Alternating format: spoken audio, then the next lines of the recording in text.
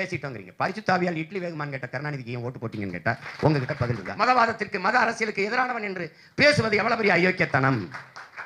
அது எப்படி நீ எப்படி பெரும்பான்மையான அரசு சொல்லி கொடுத்தது? எது ஒன்று மத்திய அரசு செய்யணும். மத்திய அரசு இதுக்கா நீ மாநில உரிமை பேசுன? மாநில தன்னாட்சி எதுக்கு பேசுன? மாநில சுயாட்சி அது எதுக்கு பேசுன? ராமர் வந்து தலைவர், பிள்ளையார் பொதுச் செயலாளராக்கி ஒரு கட்சி ஒரு தடவை பாண்டிகிட்ட பேசிட்டு லீக்வானியை போட்டு ஒரு 1/2 மணி நேரம் போட்டாங்க. அந்த அவர் சொல்ற அந்த தன்னலமற்ற சர்வாதிகார ஆட்சி முறை தானே நான் சொல்றேன். நீங்க என்னை திட்டுறீங்க, அவரை போட்டுறீங்களேன்னு. அதுல என்ன பிரச்சனை பாண்டேன்னு கேட்டேன். அண்ணே சொல்றது நீங்கிறதானே பிரச்சனைட்டாங்க. உண்மையிலே சொன்னாங்க தமிழ் தேசம் பேசுறது பாசிசம். என் டி ராமராவ் தெலுங்கு தேசம்னு கட்சி வைக்கும்போது என்னத்தை கிழிச்சிங்க? எதுக்குடா நீங்க அவனோட வந்து கூட்டணி வச்சிங்க? சித்தாந்தத்தோடு சினிமா வந்து சேருவது சரி, ஒரு சினிமாவோடு உயர்ந்த சித்தாந்தம் போய் சரணடைவது சரியாகாது. நாம் தமிழர் என்ற அரசியல் இயக்கத்தை நாங்கள் ஆரம்பித்த பிறகு திராவிட அரசியலை பேசிக் கொண்டிருந்தவர்களுக்கு ஒரு அச்சம் வர, எல்லா கிறிஸ்தவரும் இஸ்லாமியரும் இவனுக்கு ஓட்டு போட்டுருவாங்களோன்னு நினைச்சு அந்த காணொலிகளை கிறிஸ்தவரத்தை இயேசு இறைமகன் இயேசுவை பற்றி ஒரு கேள்வி கேட்டார். இந்த பாருங்கன்னு கிறிஸ்தவருக்கு அனுப்புறது, கிருஷ்ண பரமாத்மா பாருங்க எப்படி கேள்வி கேட்டிருக்காருன்னு கிறிஸ்தவ இந்துக்களுக்கு அனுப்புறது, ராமரை எப்படி கேள்வி கேட்கிறாரு பாருங்க நான் அங்க அனுப்புறது. இந்த வேலையை கேடுகட்ட கேவலங்கட்ட கொள்கை செத்து போன திராவிடர்கள் தான் செய்வாங்களே ஒழிய, நான் எடுத்து வச்ச கருத்தோடு கருத்து மோதணும். நாம் தமிழர் என்ற கட்சி தொடங்கப்பட்ட பிறகு நாங்கள் எடுத்து வைக்கிற அரசியலை தான் நீங்க பேசணும். பூச்சிக்கும் வண்டுக்கும் ஈக்கும் எறும்புக்கும் நாய்க்கும் நரிக்கும் அரசியல் பேசிட்டு இருக்கிறோமா இல்லையா? இந்த நாட்டில் வணங்குகிறதுக்கு கோடி சாமி இருக்கு இந்த உலகத்துல, ஆனா வாழ்றதுக்கு ஒரு பூமி தான் இருக்கு. இந்த சாமியிலன்னா இன்னொரு சாமியை கும்பிடலாம், ஆனால் வாழ்றதுக்கு ஒரு பூமி தான் இருக்கு. அந்த பூமியை காப்பாற்ற வாருங்கள்னு சொல்ற ஒரு இயக்கம் நாம் தமிழர் இயக்கம் தான் இருக்குது. நாங்கள் அவ்வளவு ஆக்கப்பூர்வமான அரசியலை எடுத்து வைக்கிறோம். உயிர்மை அரசியலை எடுத்து வைக்கிறோம். மொழி காக்க, இனம் காக்க, மண் காக்க, இந்த மண்ணின் மக்களின் மானம் காக்க, அவர்கள் நலம் காக்க அவ்வளவு அரசியல் எடுத்து வைக்கிறோம். அதை பற்றி பேசாம 20 ஆண்டுகளுக்கு முன்னாடி பேசினதையே இப்போ பேசிட்டு இருக்கிறது அது ஆக்கப்பூர்வமானது அல்ல. அன்றைக்கே நான் அப்படி பேசியிருந்தால் அது தவறு. பெரியாரிய மேடையில் பேசினது தவறு. இன்றைக்கு என்கிட்ட கேட்டீர்கள் என்றால் எங்களுக்கு பெரியாரே ஒரு பெரும் தவறு. அதுதான் எங்களுடைய கோட்பாடு. என்னை ஒருத்தர் கேட்டார், இது பெரியார் மண்ணுன்னு. எங்களுக்கு பெரியாரே ஒரு மண்ணு தான். அதில் எங்களுக்கு ஒன்றும் கிடையாது. எங்களுக்கு சொந்த பெரியார் 1000 பெரியார் இருக்கார். எங்கிருந்தோ வந்த பெரியார் எங்களுக்கு தேவையில்லை. அது எங்கள் கருத்து.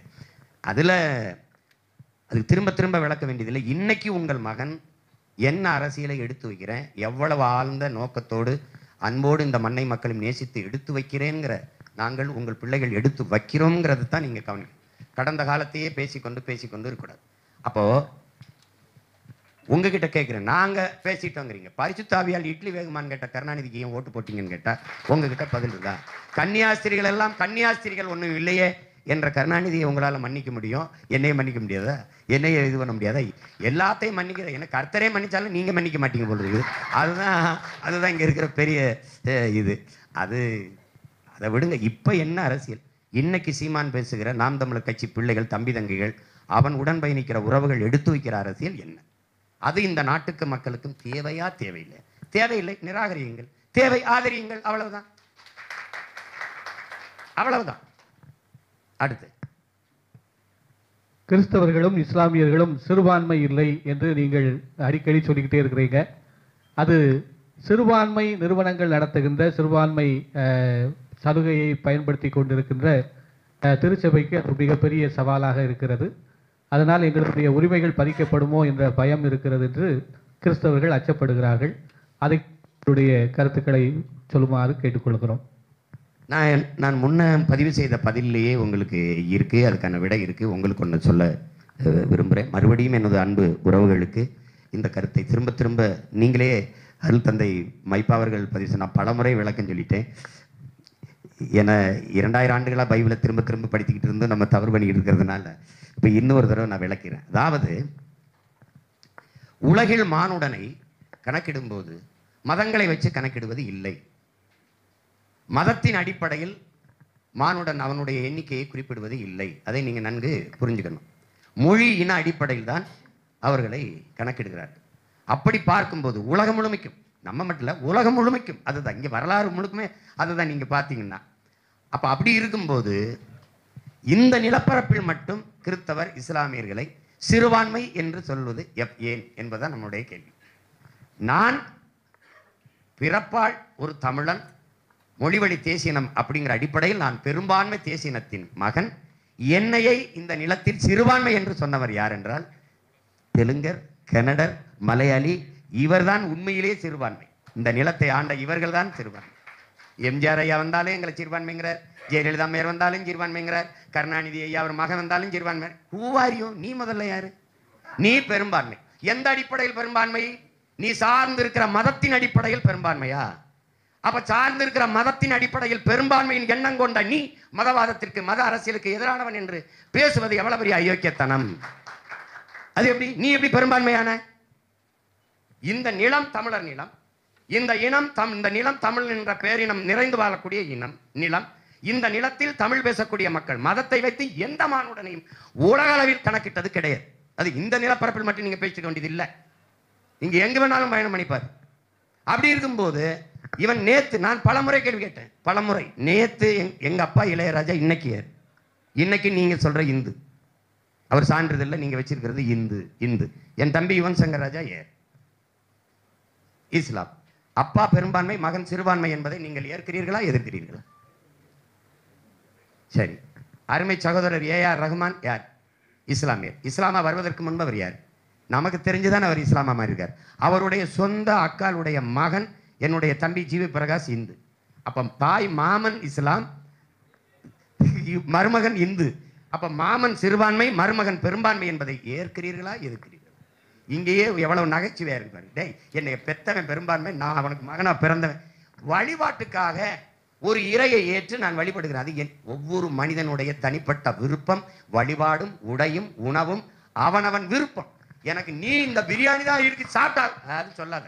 பட்டினி நடந்து செத்தாலும் ஜாம, எனக்கு பிடிக்காத உணவு வேணான்னா வேணாம், எனக்கு இது பிடிச்சிருக்கு ஏற்கிறேன். அப்படிதான் நீ பார்க்கணும்.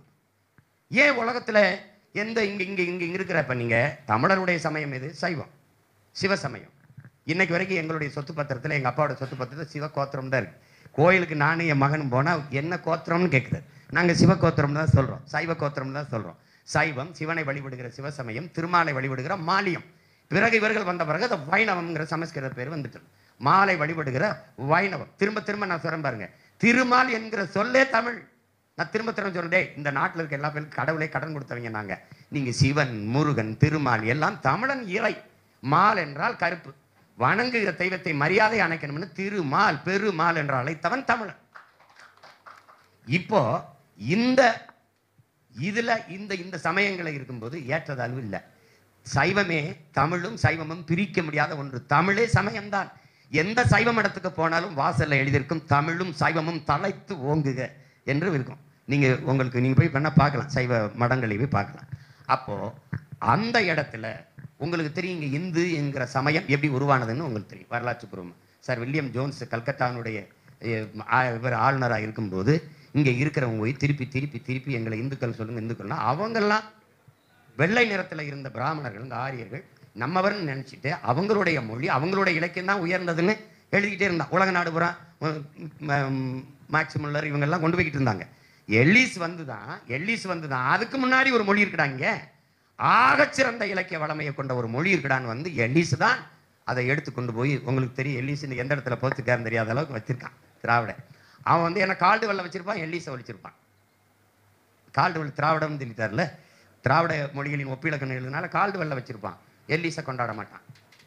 அப்ப அந்த சார் வில்லியம் ஜோன்ஸ் போட்ட கையெழுத்து, எவன் கிறிஸ்தவன் இல்லையோ, எவன் பார்சி இல்லையோ, எவன் ஆங்கிலோ இந்தியன் இல்லையோ, எவன் இஸ்லாமியன் இல்லையோ, அவனெல்லாம் இந்துன்னு போட்ட கையெழுத்துல நீங்களும் இந்து நானும் இந்து. ஆனால் நான் சைவன், நீங்கள் இவர் சொல்ற மாதிரி வைணவன், நீங்க பௌத்தன், அவன் சீக்கியன், அவன் சமணன், அவன் இப்படிதான் இருக்குது. ஆனால் புத்த மதம் அது தனி, புத்தனை ஏற்றுக்கொண்ட பௌத்தம் தனி. இந்த சட்டம் சார் வில்லியம் ஜோன்ஸ் போட்ட கையெழுத்துல அதுவும் இந்துக்குள்ள வந்தது. இப்போ அண்ணல் அம்பேத்கர் இந்த மத கோட்பாட்டுக்குள்ள இருந்து இந்த சாதிய இழிவு தீண்டாமையிலிருந்து விடுபடுவதற்கு பௌத்தத்தை தழுவியதும் பயனற்று கொண்டது. உங்களுக்கு புரிஞ்சிருச்சுன்னு நினைக்கிறேன். அப்ப அந்த அடிப்படையில் நாம வந்து இங்க உலகம் முழுமைக்கும் இவ்வளவு பெரிய இந்த இந்துங்கிற இந்த கோட்பாடு, இந்த சமய கோட்பாடு ஏன் மற்ற நாடுகளுக்கு கிறிஸ்தவம் இஸ்லாமியர் போல பரவல? ஐரோப்பாவில் தோன்றிய இந்த கிறிஸ்தவம் உலகம் பூரா இருக்குது, அரேபியாவில் தோன்றிய இஸ்லாம் உலகம் பூரா இருக்குது. இந்த சமயம் ஏன் போனா இந்த மதத்துக்கு, இந்த சமயம், இந்த கோட்பாட்டுக்குள் இருக்கிற ஏற்றதாலும் சாதிய இழிவும் தீண்டாமையும் இந்த ரெண்டு சமயத்தின் இல்லாதனால ஒரு என்ன சொல்றது, ஒரு பெரும் தீ மாறி பரவிட்டது. அதை தான் அண்ணன் பழனிபாபா கூட இஸ்லாம் not a religion, it's a revolution சொன்னது காரணம். இந்த தெருவில் போகாதடா நீ சாணாப்பைய, இந்த தெருவில் குளிக்காதடா நீ நடக்காதடா நீ பரப்பைய, இந்த இதில் போகாதடா நீ பள்ளப்பைய, நீ இந்த குளத்தில் குளிக்காத, இந்த கோயிலுக்குள்ள வராத என்பது. இவன் என்ன இப்படி சொல்லிக்கிட்டே இருந்தான். அவன் பார்த்தா தீட்டு தொட்டா தீட்டுனான். அவன் வெள்ளைக்காரன் வந்தான், அவன் சமயம் பிறகு அவனுக்கு ஒன்றும் இல்லை, அவன் வெள்ளையா இருந்தான், நாங்கள் கருப்பா இருந்தோம், எங்களை தொட்டா தீட்டுனா அவன் தொட்டான். ஆண்டவர் கர்த்தருக்கு தோத்திரம்னா ஆமா தோத்திரம் தான். இவ்வளவுதான் நடந்துருச்சு, இவ்வளவுதான் நடந்துருச்சு. இங்க நின்றுகிட்டே இங்க வாடா பரப்பையில, இங்க வாடா பள்ளப்பையில அப்படின்னு கூப்பிட்டுக்கிட்டு இருந்தான். அவன் வந்தான், இஸ்லாத்தை ஏற்ற உடனே வாங்க பாய் அப்படின்னா, பல்லனும் பறையனுமா இருக்கிறதுக்கு பாயா இருக்கிறது மேல்னு போயிட்டான். இவ்வளவுதான் பெருமக்களே. இங்கே சாதிய இழிவு தீண்டாமையை ஒழிப்பதற்கு வந்த எதிர் புரட்சியாக இஸ்லாமும் கிறிஸ்தவம் பற்றி பரவிடுச்சு. இங்கேதான். அதுக்காக நீ அதுக்குள்ள ஏற்றதால்வே இல்லையானா இருக்கலாம், ஆனால் இந்த அளவுக்கு இருக்காது. இதில் நடக்காத, இந்த கோயிலுக்குள்ள வராத, இங்க போகாத, இங்க குளிக்காத. இந்த நிலத்தில் இன்றை வரை 21ஆம் நூற்றாண்டில் மானுட சமூகம் வெக்கி தலகுலிய வேண்டியது. இந்த நாட்டில் சமத்துவம், சகோதரத்துவம், சமதர்மம் எல்லாம் பேசிக்கிட்டு இருக்கோம். ஆனால் ஒவ்வொரு சாதிக்கும் தனித்தனி குளம், தனித்தனி கிணறு, தனித்தனி சுடுகாடு. நீ செத்த பிறகு கூட ஒரு இடத்துல வச்சு இருக்க முடியாது. அது விஞ்ஞானம், அறிவியல் தான் மாற்றுது. இன்னைக்கு வந்து பெசன் நகர் சுடுகாட்டில் சாதி கேட்க மாட்டான், உள்ள தள்ளி விடுவான், எல்லாம் 5 நிமிஷத்துல சாம்பார். ஆனால் சிற்றூர்களில் இன்னும் அப்படி இருக்கு. உங்களுக்கு தெரியும், ஒவ்வொரு இடத்துலையும் தனித்தனி கிணறு இருக்குது, தனித்தனி இடுகாடு சுடுகாடு இருக்குது. இதை ஒழித்த ஒரு தலைவன் இந்த இனத்தில் பிறந்திருக்காருன்னா அது எங்கள் உயிர் தலைவன் பிரபாகரன் மட்டும்தான். நீ எவனாவே இரு, இங்கே வரும்போது தமிழனாருன்னு ஒரே மாவீரர் துயிலும் இல்லத்தில் உறங்க வைத்தவர் அவர் தான். அப்போ அதில் இந்த ஏற்றத்தாழ்வுகளை களைவதற்கு அறிவியல் ஒன்று தான் இதை ஒழிக்குது. அன்னைக்கு கட்ட வண்டியில் போகும்போது சாதிய ஏற்றத்தாழ்வும் தீண்டாமை இருந்தது, அதே கப்பலில் போகும்போது ஒழிஞ்சிட்டுது. அன்னைக்கு தெருக்கூத்து இருக்கும்போது சாதி இருந்தது, கயிறை கட்டி இந்த தெருவில் இந்த சாதி, இந்த தெருவில் இந்த சாதி இருந்து நாடகத்தை பார்க்கணும், கூத்தை பார்க்கணும், இந்த கயிறுக்குள்ளே தான் இருக்கணும், இந்த கயிறுக்குள்ளே இருக்கணும். அதே நவீன வடிவம் பெற்று அறிவியலின் வளர்ச்சி திரைக்கலையாக சினிமாவாக வரும்போது நான் தாழ்த்தப்பட்டவன் இருந்தாலும் என் காலுக்கு கீழே உட்காந்துருப்பான், நான் 100 ரூபா அதிகம் கொடுத்து அனுமதி வாங்கிட்டேன்னா அங்கே ஒன்றும் இல்லை. இப்போ தொடர் வண்டியிலே விண்ணூர்தியிலே போகும்போது உங்கள் இருக்கை என்னென்னு தான் கேட்க முடியும், உங்கள் சாதி என்னன்னு கேட்டால் கதவை திறந்து தள்ளி விட்டுருவான், வடா அயோக்கியப்பா இல்லை அப்படின்னு. ஏன்னா அறிவியல் வளர்ச்சி ஒரு பரிணாமம் வந்து சாதியை ஒழிக்குது. பல்லக்கில் போகும்போது இருந்த சாதி மகிழ் வந்து காரை கண்டுபிடிச்சவன செத்து போச்சு. அப்ப பரிணாமம் ஒழிக்குது. அப்ப இங்க இருக்கிற மதம் சாதி உணர்வை அழிக்க இருக்கிற ஒரே அருமருந்து நாங்கள் தமிழர்கள் என்கிற இன உணர்வு, மொழி உணர்வு தான். அதை விட்டு அவர் வழி இல்லை. அப்ப அந்த அடிப்படையில் இருங்க, அதிலே சொல்ல முடியல. சிறுபான்மை என்பதை நீங்க எந்த அளவில் ஏற்கிறீங்க? நீங்க நாங்க வந்து கிறிஸ்துவ மிஷினரி வச்சிருக்கோம், அதுல பள்ளிக்கூடம் வச்சிருக்கோம், கல்லூரி வச்சிருக்கோம், இஸ்லாமியர்கள் ட்ரஸ்ட் வச்சிருக்கோம், வக்பு வச்சுக்கிட்டு இது பண்றோம் அது பண்றோம். என் அன்பு மக்கள்கிட்ட நான் கேட்கறது ஒன்றுதான், உங்களுக்கு இந்த நாட்டில் வேண்டியது உரிமையா சலுகையா? உரிமையை வேணும்னா சலுகைக்கு என்ன? இலவசத்துக்கு கையேந்துவதும் 5க்கும் 10க்கும் வேட்டிக்கும் சேலைக்கும் அரிசிக்கும் பருப்புக்கும் கையேந்துவது எவ்வளவோ எப்படியோ அப்படிதான் நாங்க சிறுபான்மை. உன்னை நீ யார், நீ எப்படி குறிக்கிற? அவன் யாரு, உன்னை சிறுபான்மைன்னு சொல்றவன் யாரு? அதை நீ கேட்கணும்ல. இன்னைக்கு வரைக்கும் கருணாநிதி திமுக தான் எங்களுக்கு பாதுகாப்பு. ஐயோ பெருமக்களே, நீங்க தான் இஸ்லாமிய கிறிஸ்தவ பெருமக்கள் தான் பன்னெடுங்காலமா கருணாநிதி வீட்டுக்கு பாதுகாப்பு, அவர்களுக்கு ஆட்சி அதிகாரத்தை கொடுத்து வச்சிருக்கீங்க. பத்திரமா ஓட்ட போட்டு போட்டு நாட்டை ஆளவும், நம்மளை ஆளவும், அதிகாரத்தை அவங்க வீடு பார்த்து பாதுகாப்பா வசதியா வாழவும், நம்மை ஆளவும் அதிகாரத்தை கொடுத்த பெருமக்கள் இந்த பெருமக்கள் தான். சிறுபான்மைங்கிற சிந்தனையே இழிவு, அதை தொடை தெரியும். என்னை தாழ்ந்தவன், நான் தாழ்த்தப்பட்டவன் என்று சொல்வதை நீங்க ஏற்கிறீர்களா? தாழ்த்தப்பட்டவன் என்ற சொல்லுதான், தாழ்ந்தவன் என்று எவனும் இல்லை. தாழ்த்தப்பட்டவன் என்றால் யார் தாழ்த்தியவன் என்ற கேள்வி எழுதா இல்லையா? அப்ப அந்த அந்த அந்த இடத்துல கோவம் வரும். என்னை தாழ்த்தப்பட்டவன் சொல்றதுக்கு நீ யாரு? நீ யாரா? நான் சிட்டிசன் ஆஃப் இந்தியா, நீனும் சிட்டிசன் ஆஃப் இந்தியா. அப்புறம் நீ என்ன பெரும்பான்மை, நான் சிறுபான்மை? சிறுபான்மை மக்களுக்கு என்ற வரிச்சலுகை உண்டா? 18 விழுக்காடு ஜிஎஸ்டியில் இஸ்லாம் கிறிஸ்தவருக்கு வந்து 10 விழுக்காடு அப்படி ஏதாவது இருக்கா? என்ன நீ எதுக்கு நீ இந்த சலுகை இருக்க? இந்த நாட்டில் அது என் உரிமை, இந்த நாட்டின் குடிமகன், எனக்கான உரிமை. இந்த சலுகைன்னு சொல்லி அது ஒரு குறுகிய வட்டத்துக்கு அடிச்சு அதை அச்சப்படுத்தி சொந்த நாட்டு மக்களையே ஏதோ ஒரு வேற்று கிரகத்திலிருந்து வந்து குடியேறிவது போல தமிழர்கள் பூர்வீக குடி மக்கள் அவர்கள் விருப்பத்திற்கு ஏற்ப இங்கே மதங்களை, மார்க்கங்களை, சமயங்களை தேர்வு செய்து கொண்டார்கள். இது இல்லைன்னா நாளைக்கு அது வேணான்னா மாறிக்கிற போறாங்க, இது இல்லைன்னா இது பண்ணாங்க. ஆனால் உலகத்தின் எந்த ஓரத்திற்கு போனாலும் அவர்கள் தமிழர்கள் என்பதில் எந்த மாறுதலையும் செய்ய முடியாது. அப்படி இருக்கும்போது நீங்க இந்த சிறுபான்மை என்ற சொல்வதை நாங்கள் ஏற்கல. நாங்கள் பெரும்பான்மை தேசினத்தின் மக்கள். நாங்கள் இறை வழிபாட்டிற்காக இறைமகன் இயேசு அவர்களை வழிகாட்டியாக ஏற்று அவரை இறையாக ஏற்று நாங்கள் இந்த கிறிஸ்தவத்தை ஏற்றுக்கிறோம். நபிகள் நாயகம் அவர்களை இறை தூதராக ஏற்று நாங்கள் இந்த இஸ்லாத்தை ஏற்றுக்கிறோம். இவ்வளவுதான். அதை புரிஞ்சுக்கணும். அதை புரிஞ்சுக்கிட்டு நான் சிறுபான்மைன்னு சரி, இங்கே சிறுபான்மை, காஷ்மீரில் போய் இஸ்லாமிய சிறுபான்மைன்னு சொல்லிட்டு வந்துருவியா? எப்படி சொல்லுவேன்? அது பைத்தியக்காரத்தனம். அதை ஏற்கக்கூடாது. அது என்ன பண்ணுதுன்னா நம்ம பிள்ளைகளுக்கு வந்து ஒரு அச்ச உணர்வையும் குற்ற உணர்வையும், நம்ம சிறுபான்மையாமல, நம்ம அவங்கெல்லாம் பெரியவர்களாமல, அதுக்குள்ளே தான் அந்த சாதிய உணர்வு தான். இவன் பெரிய சாதி, இவன் ஆதிக்க சாதி, அவங்களெல்லாம் நம்ம மதிக்கணும், அவங்களெல்லாம் நம்ம வணங்கணும், இப்படிங்கிற ஒரு அந்த தாழ்வு மனப்பான்மையை ஊண்டி ஊண்டி ஊண்டி இந்த ஏற்கனவே இந்த இனம் போர்க்குணமற்று போயிருக்குது. பயந்துக்கிட்டு இதில் வந்து நீங்கள் சிறுபான்மை என்ன சிறுபான்மை? சரி, நான் சிறுபான்மை, நீங்களும் சிறுபான்மை, நான் இஸ்லாமுக்கு சிறுபான்மை, நீங்கள் கிறிஸ்தவர் சிறுபான்மை, ஸ்டாலினும் உதயநிதியும் பெரும்பான்மைன்னா எப்படி பெரும்பான்மை சொல்லு? சொல்லு, யாராவது சொல்லு.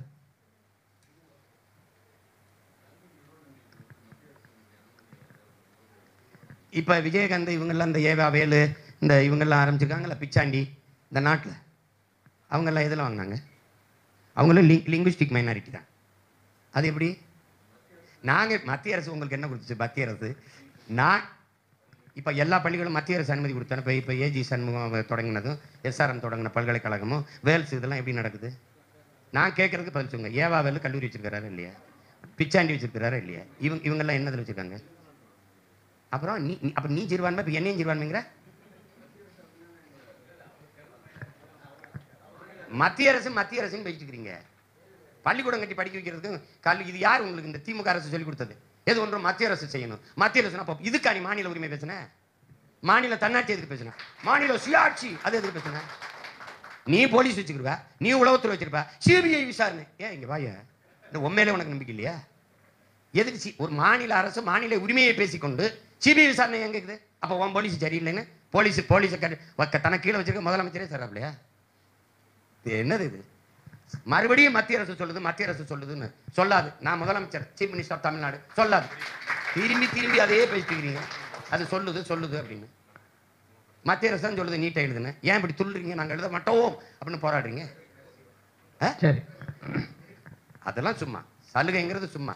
படிக்க வைக்கிறதுக்கு நீங்க அப்ப நான் விடுதலைக்கு முன்னாடி வந்து வெள்ளக்காரன் கல்லூரி தொடங்கினால, மருத்துவக் கல்லூரி வேலூரில் தொடங்கின கல்லூரிலாம் இருக்கு. அது எந்த இதில் வாங்கிட்டு வந்தான்? நான் கேட்கறது பற்றி. அப்புறம் இந்த நாட்டில் அதிகப்படியாக கல்லூரிகள், பள்ளிக்கூடங்கள், மருத்துவமனைகளை கட்டி இந்த நாட்டுக்கு மருத்துவ கல்லூரிகளை கட்டி சேவை செஞ்சது யார்? வெள்ளக்கார கிறிஸ்தவர்கள். அவன் எந்த அனுமதி வாங்கிட்டு வந்து செஞ்சான்? இதையாவது சும்மா இந்த திராவிடர்கள் அவுத்து விடுற கதையவே நீங்களும் எனக்கு அவுத்து விடக்கூடாது. புரியுதா? அது ரொம்ப பழைய சோறு, தெளிவுதான். அதுதான் சொல்றேன். அது சும்மா அப்படியே இருந்தாலும் எனக்கு சலுகை வேண்டாம். இந்த நாட்டின் குடிமகன், எனக்கு உரிமை வேண்டும். அதுதான் முக்கியம். அப்புறம் உரிமையை தர மறுக்க நீ யாரு? உரிமையை தர மறுக்கிறவனுக்கு என்னுடைய ஓட்டதுக்கு, என்னுடைய வாக்குதுக்கு, என் வாக்கால உனக்கு வலிமை இருக்கு. அந்த அந்த நிமிர்வு வந்துருச்சுன்னா அவன் ஒன்று யார் பெரும்பான்மை யார் சிறுபான்மைன்னு தெரியும். அதுதான் முக்கியம். வேற ஏதாவது இருக்கா? அடுத்தபடியாக இப்பொழுது இந்த தாய் மதம் திரும்ப வேண்டும் என்று சொல்லி நீங்கள் ஒரு தடவை வேற ஒரு கான்டெக்ஸ்டில் பேசின விஷயம், அது கிறிஸ்தவர்கள் மத்தியிலே பரபரப்பாக பேசப்பட்டது. அவர்களுக்கு சீமானுக்கு எதிராக அந்த செய்தியை அதிகமாக பரப்பினார்கள். அந்த தாய் மதம் திரும்ப வேண்டும் என்று நீங்கள் சொன்ன அதனுடைய உள்நோக்கம் என்ன? அதை கிறிஸ்தவர்கள் எப்படி புரிந்து கொள்வது அப்படிங்கிறத பற்றி உங்களுடைய கிறிஸ்தவர்கள் புரிந்து கொள்வதை விட கிறிஸ்தவர்களை நான் புரிந்து கொள்வது, என்னை எதிர்க்க வேண்டும் என்பதை தவிர வேற எந்த நோக்கமும் அவர்களுக்கு இல்லை என்பதை நான் தெளிவாக விளங்குகிறேன். உங்களுக்கு தாய் மதம்ங்கிற சொல்லை நான் எங்க பயன்படுத்தியிருக்கேன்? யாரையாவது காட்டுச்சு? என்ன மண்டையாட்டுங்க? தாய் மதம்ங்கிற சொல்லை நான் எங்க பயன்படுத்தியிருக்கேன்? கிறிஸ்தவர்கள் மட்டும் இல்லை, இஸ்லாமியர்களே சில பேர் எப்படி தாய் மதம்ங்கிற சொல்லை நான் எங்க பயன்படுத்தியிருக்கேன்? இந்து என்று சொல்லுகிற போது என்னுடைய சமயத்திற்கு தலைவன் வேற ஒருவனா இருக்கான். சைவர் என்று சொல்லும்போது என்னுடைய தலைவன், என்னுடைய சமயத்துக்கு தலைவன் என் இனத்தவனா வர்றான். சைவ மடங்களின் தலைவனா வேற ஒருத்தன் வர முடியாது, தமிழன் தான் வர முடியும். அந்த அடிப்படையில் நீங்க வாங்க, நீங்க எப்படி, நான் என்ன அர்த்தத்தில் அதை பேசியிருக்கேன்னு அந்த காணொலி இருக்க வெட்டி போட்டு பார்க்கலாம். நாங்கள் பனை திருவிழா நடத்தும் போது பேசுறோம். சக்கரை வெள்ளை சக்கரைக்கு போனதுனால உடம்பெல்லாம் சக்கரை நோய் வந்துருச்சு. அது சீனி நமக்கு கருப்பாக இருக்கிறதுல ஒரு குற்ற உணர்வு இருக்குது. எது ஒன்றும் வெள்ளையாக இருக்கணும்னு மோகிக்கிறோம். உங்களுக்கு புரியுதுன்னு நினைக்கிறேன். எது ஒன்றும் வெள்ளையாக இருக்கணும்னு மோகிக்கும் போது கருப்பாக இருக்கிற கருப்பட்டி அவனுக்கு ஒரு கசப்பாக இருக்குது. இது கொஞ்சம் பழுப்பு நிறத்தில் இருக்கிற அந்த வெள்ளம் அவனுக்கு கசக்குது. வெள்ளையாக இருக்கணும்னு நினைக்கும் போது அவன் கண்ட கெமிக்கலை போட்டு சீனின்னு ஒன்று வெள்ளை சர்க்கரையாக உருவாக்கி விட்டுறான். அப்போ அது இப்போ நோய் தந்தவொடனே வர்றான். இப்போ நான் எங்கள் அப்பா நம்மாழ்வாரில் வந்த பிறகு எங்களை போன்ற பிள்ளைகள் தெருவாக பேச ஆரம்பித்த பிறகு இங்கு மரச்செக்கு எண்ணெய் கிடைக்கும்னு எழுதி வைக்க வேண்டிய தேவை வருது. எங்கே செக்கில் வச்சாட்டம் சும்மா அவங்களுக்கு எல்லாம் பழமைக்கு திரும்புகிறான். இப்போ இயற்கை உணவுக்கு உலகம் திரும்புது. ஆனால் இயற்கை உணவை உற்பத்தி செய்து கொடுக்குற அந்த இது இல்லாதனால மரபணு மாற்றப்பட்டு 1 கிலோ தக்காளி வாங்கும்போது அதில் 10 தக்காளி வைக்க வேண்டியது இருக்குது. 1 கிலோ கத்திரிக்காய்னா 10 கத்திரிக்காய் வைக்க வேண்டியது இருக்குது. மரபணு மாற்றி ஒரே கத்திரிக்காயை 1 கிலோவாக மாற்றுறது வந்துடுச்சு. உங்களுக்கு தெரியுங்க. ஏன்னா கடுகு என்ன பாவம் பண்ணிச்சு, அதை கூட மரபணு மாத்திரான்னா பார்த்துக்கிறங்க. அப்போ இந்த மரபணு மாறும்போது அந்த உணவை உள்ளும்போது எந்த மாறுதலையும் செய்யாமல் மனிதனுக்குள்ள மரபணு மாறிடும். புரியுதுன்னு நினைக்கிறேன். இப்போ அது காரணம். அன்னைக்கு நிறைய குழந்தை பெறுகிற ஆற்றல் இருந்தது. 2க்கு மேல் இப்போது வேண்டாம். நாம் இருவர் நமக்கு இருவர்னா, இப்போ நாம் இருவர் நமக்கு ஒருவர்னா, நாம் இருவர் நமக்கு இன்னொருவர்னு வந்து நின்றுட்டான். ஆனால் இன்னைக்கு 1/4 நூற்றாண்டுக்கு இடையில அன்னைக்கு குழந்தை பெறுகிற ஆற்றல் அதிகமாக இருந்தது. அதை குடும்ப கட்டுப்பாடுன்னு ஃபேமிலி பிளானிங்னு 20 நிமிஷ திட்டத்தில் ஒரு திட்டத்தை கொண்டு வந்து ஊராக பரப்புரை செய்து கட்டுப்படுத்தினான். ஆனால் இன்னைக்கு திருமணத்தை செய்யலாம், செயற்கை கருத்தரிப்பு மையங்கள் உருவாகி இருக்குது. காரணம்னா அந்த 1/4 நூற்றாண்டு நடந்த இது என்னன்னு தெரியும். அப்போ இந்த மாதிரி எல்லாவற்றிலையும் பழமைக்கு திரும்புறது மாதிரி வா நம்மளுடைய சமயத்துக்கு போவோம், சைவத்துக்கு போவோம். சைவத்தில் தான் தமிழ் இருக்குது, சைவத்தில் தான் நம் இறை இருக்குது. என்னுடைய இறைவன் முருகனை, என்னுடைய இறைவன் சிவனை, என்னுடைய இறைவன் மாயோனை அந்த சமயத்துக்கு இருந்து வழிபடணுங்கிற அவசியம் எனக்கு ஒன்றும் இல்லையே. அதுக்காக பேசப்பட்டதை நீங்க தாய் மதம்ங்கிற சொல்லையே நான் பயன்படுத்தல. அவனா உங்களுக்கு நான் இருக்கிறது பிரச்சனை, நீ பிரச்சனையா இல்லையா? இந்த நாட்டில் நான் பிரச்சனை இல்லாமல் நீங்க சகித்து கொண்டு தான் தீரணும். ஏன்னா வேற வழி கிடையாது. இப்போதைக்கு உங்களுக்கு நான் பிரச்சனையா இருக்கும். ஒரு நாள் உங்க எல்லா பிரச்சனைக்கும் நான் ஒருத்தன் தான் மருந்தாவே இருப்பேன். வேற வழியே கிடையாது. அதனால அது சும்மா அது கிளப்பி விடப்பட்டு தாய் மதம்னு எங்க எல்லாரும் நான் கூப்பிட்டேன். அருள் தந்தையவர்களே, தாய் மதம் வாங்கன்னு நான் சொல்லலை, ஆனால் சொல்லிட்டேன். எத்தனை பேர் வந்தீங்க? இஸ்லாம் கிறிஸ்தவத்திலேருந்து எத்தனை பேர் தாய் மதத்துக்கு வந்தீங்க? தாய் மதம் எது? என்னுடைய தாய் மதம் எது? சைவம். அதுக்கு வந்தீங்களா? வரல. அப்புறம் ஏன் நீங்கள் இதில் பெரிய பிரச்சனை பேசுறீங்க? நான் 15 வருஷமா ஓட்டு கேட்டேன், நீங்கள் போடல. அப்புறம் நீங்கள் இப்போ தாய் மதம் வேணா வந்துட புரியல என்ன? உங்களுடைய மனநிலை. இறைமகன் இயேசுவே வந்து திமுகவுக்கு போடாதீங்கன்னு சொன்னா கூட நீங்கள் இறைமகனே இல்லை என்று சொல்வீர்களே ஒழிய, எனக்கு தெரிஞ்ச என் ஆழ்ந்த அறிவில் நீங்கள் கர்த்தரால் ஆசீர்வதிக்கப்பட்டவர்கள் அல்ல, நீங்கள் கருணாநிதியால் ஆசீர்வதிக்கப்பட்டவர்கள். அதனால உங்ககிட்ட பேசி ஒன்றும் இல்லை. நான் முடிவு பண்ணிட்டேன், இனிமேல் உங்ககிட்ட ஓட்டு கேட்குறது நேரடியாக கர்த்தர்கிட்டே கேட்டலான்னு. நீங்கள் ஒன்று சொல்லி கொடுத்துட்டீங்க, இந்த பாவிகளை ரெச்சிங்கன்ட்டு. இந்த கருணாநிதி அவன் குடும்பத்தையும் இந்த ரொம்ப நாளாக அந்த பாவிகளை ரசிச்சு எங்களை பாவப்பட்ட ஜென்மங்கள் ஆக்கி விட்டதான் இவங்க மிச்சம். அது அப்படி ஒன்றும் இல்லை. நாளைக்கு இறைதூதர் நபிகளே வந்து கருணாநிதி குடும்பத்துக்கு திமுகவுக்கு போடாதேப்பா, ஐயோ ரொம்ப மோசமான ஆட்சி முறையாக இருக்கனால், நீங்கள் இறைதூதரே இல்லைன்னு தான் நம்ம மக்கள் வாதிடுவாங்க. அப்படி மனநிலை ஊறி போயிட்டு. அடிப்படையில் என் அன்பு சொந்தங்களுக்கு ஒன்றை நான் சொல்ல விரும்புவது, ஒரு தீமை நீங்கள் முடிவெடுக்கிறீங்க, பாரதிய ஜனதா ஒரு தீமை என்று முடிவெடுக்கிறீங்க. அந்த தீமையை இன்னொரு தீமையை வச்சு எப்படி தடுப்பீங்க? எந்த இடத்தில் திராவிட முன்னேற்ற கழகத்தை நீங்கள் புனிதப்படுத்துவீர்கள், நியாயப்படுத்துவீர்கள்? எந்த இடத்தில்? இத்தனை மாநிலங்கள் இந்தியாவில் இருக்குது. எல்லா மாநிலத்திலும் இஸ்லாமிய கிறிஸ்தவர்கள் வாழ்கிறார்கள். அங்கெல்லாம் பிஜேபி வந்துவிடும் எங்களுக்கு போடுங்கள் என்று எவனும் சொல்ல பயங்காட்டுங்க. ஆனால் இந்த நிலத்தில் மட்டும் ஒரு 3000-4000 வீடுகள் மிகச் சொற்ப எண்ணிக்கையில் இருக்கிற இந்த திராவிட திருவாளர்கள் பெரும்பான்மை தேசிய மக்களை மதத்தை வைத்து அச்சப்படுத்தி வாக்கை பறித்து 18 விழுக்காடு வாக்கு இஸ்லாமிய கிறிஸ்தவர் வாக்கில் 15 விழுக்காடை திமுக எந்த இடையூறும் இல்லாமல் அறுவடை செஞ்சிருக்கு. உங்களுக்கு விளங்குதுன்னு நினைக்கிறேன்.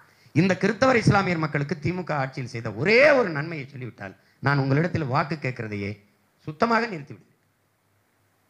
கிறிஸ்தவர்களுக்கு தெரு, இஸ்லாமியருக்கு தெரு, நான் வாக்கு கேட்க வரதை நிறுத்திவிடுவேன். ஒரே ஒரு நன்மை, ஒன்றே ஒன்று. இந்த திமுக ஆட்சியில் அது கருணாநிதியால் இது நடந்தது.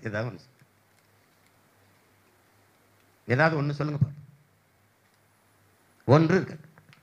நீங்கள் திமுகவும் ஐயா கருணாநிதி அவர்கள் குடும்பமும் உங்களுக்கு பாதுகாப்பா, நீங்கள் அந்த குடும்பத்துக்கும் அந்த கட்சிக்கும் பாதுகாப்பா? உங்க மனச்சான்றை சொட்டு நீங்களே சொல்லுங்க. இருக்கிற பிரச்சனை அது. அதுல தாய் மதம் திரும்ப சொல்லிட்டாருன்னு திரும்பிட்டு வந்துட்ட மாதிரி எல்லாரையும் மதம் மாத்திட்டார், மதம் மாத்துகிறார். அது ஒன்று சொல்லுவான். அதுவாடா என் வேலை? அதுவா என் வேலை? இன உணர்வு மான உணர்வு செத்து போய் கிடக்கிற என் மக்களை இங்கே என் அன்பு சொந்தங்கள் புரியணும். தமிழர்களுக்கு திட்டமிட்டு இந்தியம் பேசியவன், திராவிடம் பேசியவன், சாதி பற்றை மதப்பற்றை திட்டமிட்டு ஊட்டினான். மொழிப்பற்றை இனப்பற்றை சாகடித்தான். மொழிப்பற்று இனப்பற்று செத்து சாதிப்பற்று மதப்பற்று மேலோங்கி நின்றதால் தமிழர்கள் ஓர்மை அடையவில்லை. ஒரு கிறிஸ்தவ தமிழனை நான் நிறுத்தினால் இந்து தமிழன் வாக்கு செலுத்துவதில்லை. இன்றைக்கும் கன்னியாகுமரியில் நீங்கள் சான்று எடுத்து நீங்கள் பார்க்கலாம். ஒரே ரத்தம், ஒரே ரத்தம், சாதி ஒரே சாதி, நாடார். ஆனால் அதுல எப்படி பிரிப்பான்? இந்து நாடார், கிறிஸ்தவ நாடார் பிரிப்பான். அடுத்த நிலம் தூத்துக்குடி, அடுத்த நிலம் 1/2 கிலோமீட்டர்ல திருநெல்வேலி, ஒரே மதம் இந்து. அங்க என்ன பிரிப்பான்? நீ தேவர், நீ நாடார், நீ கோனார், நீ பிள்ளை, பிரிச்சு போடுவான்.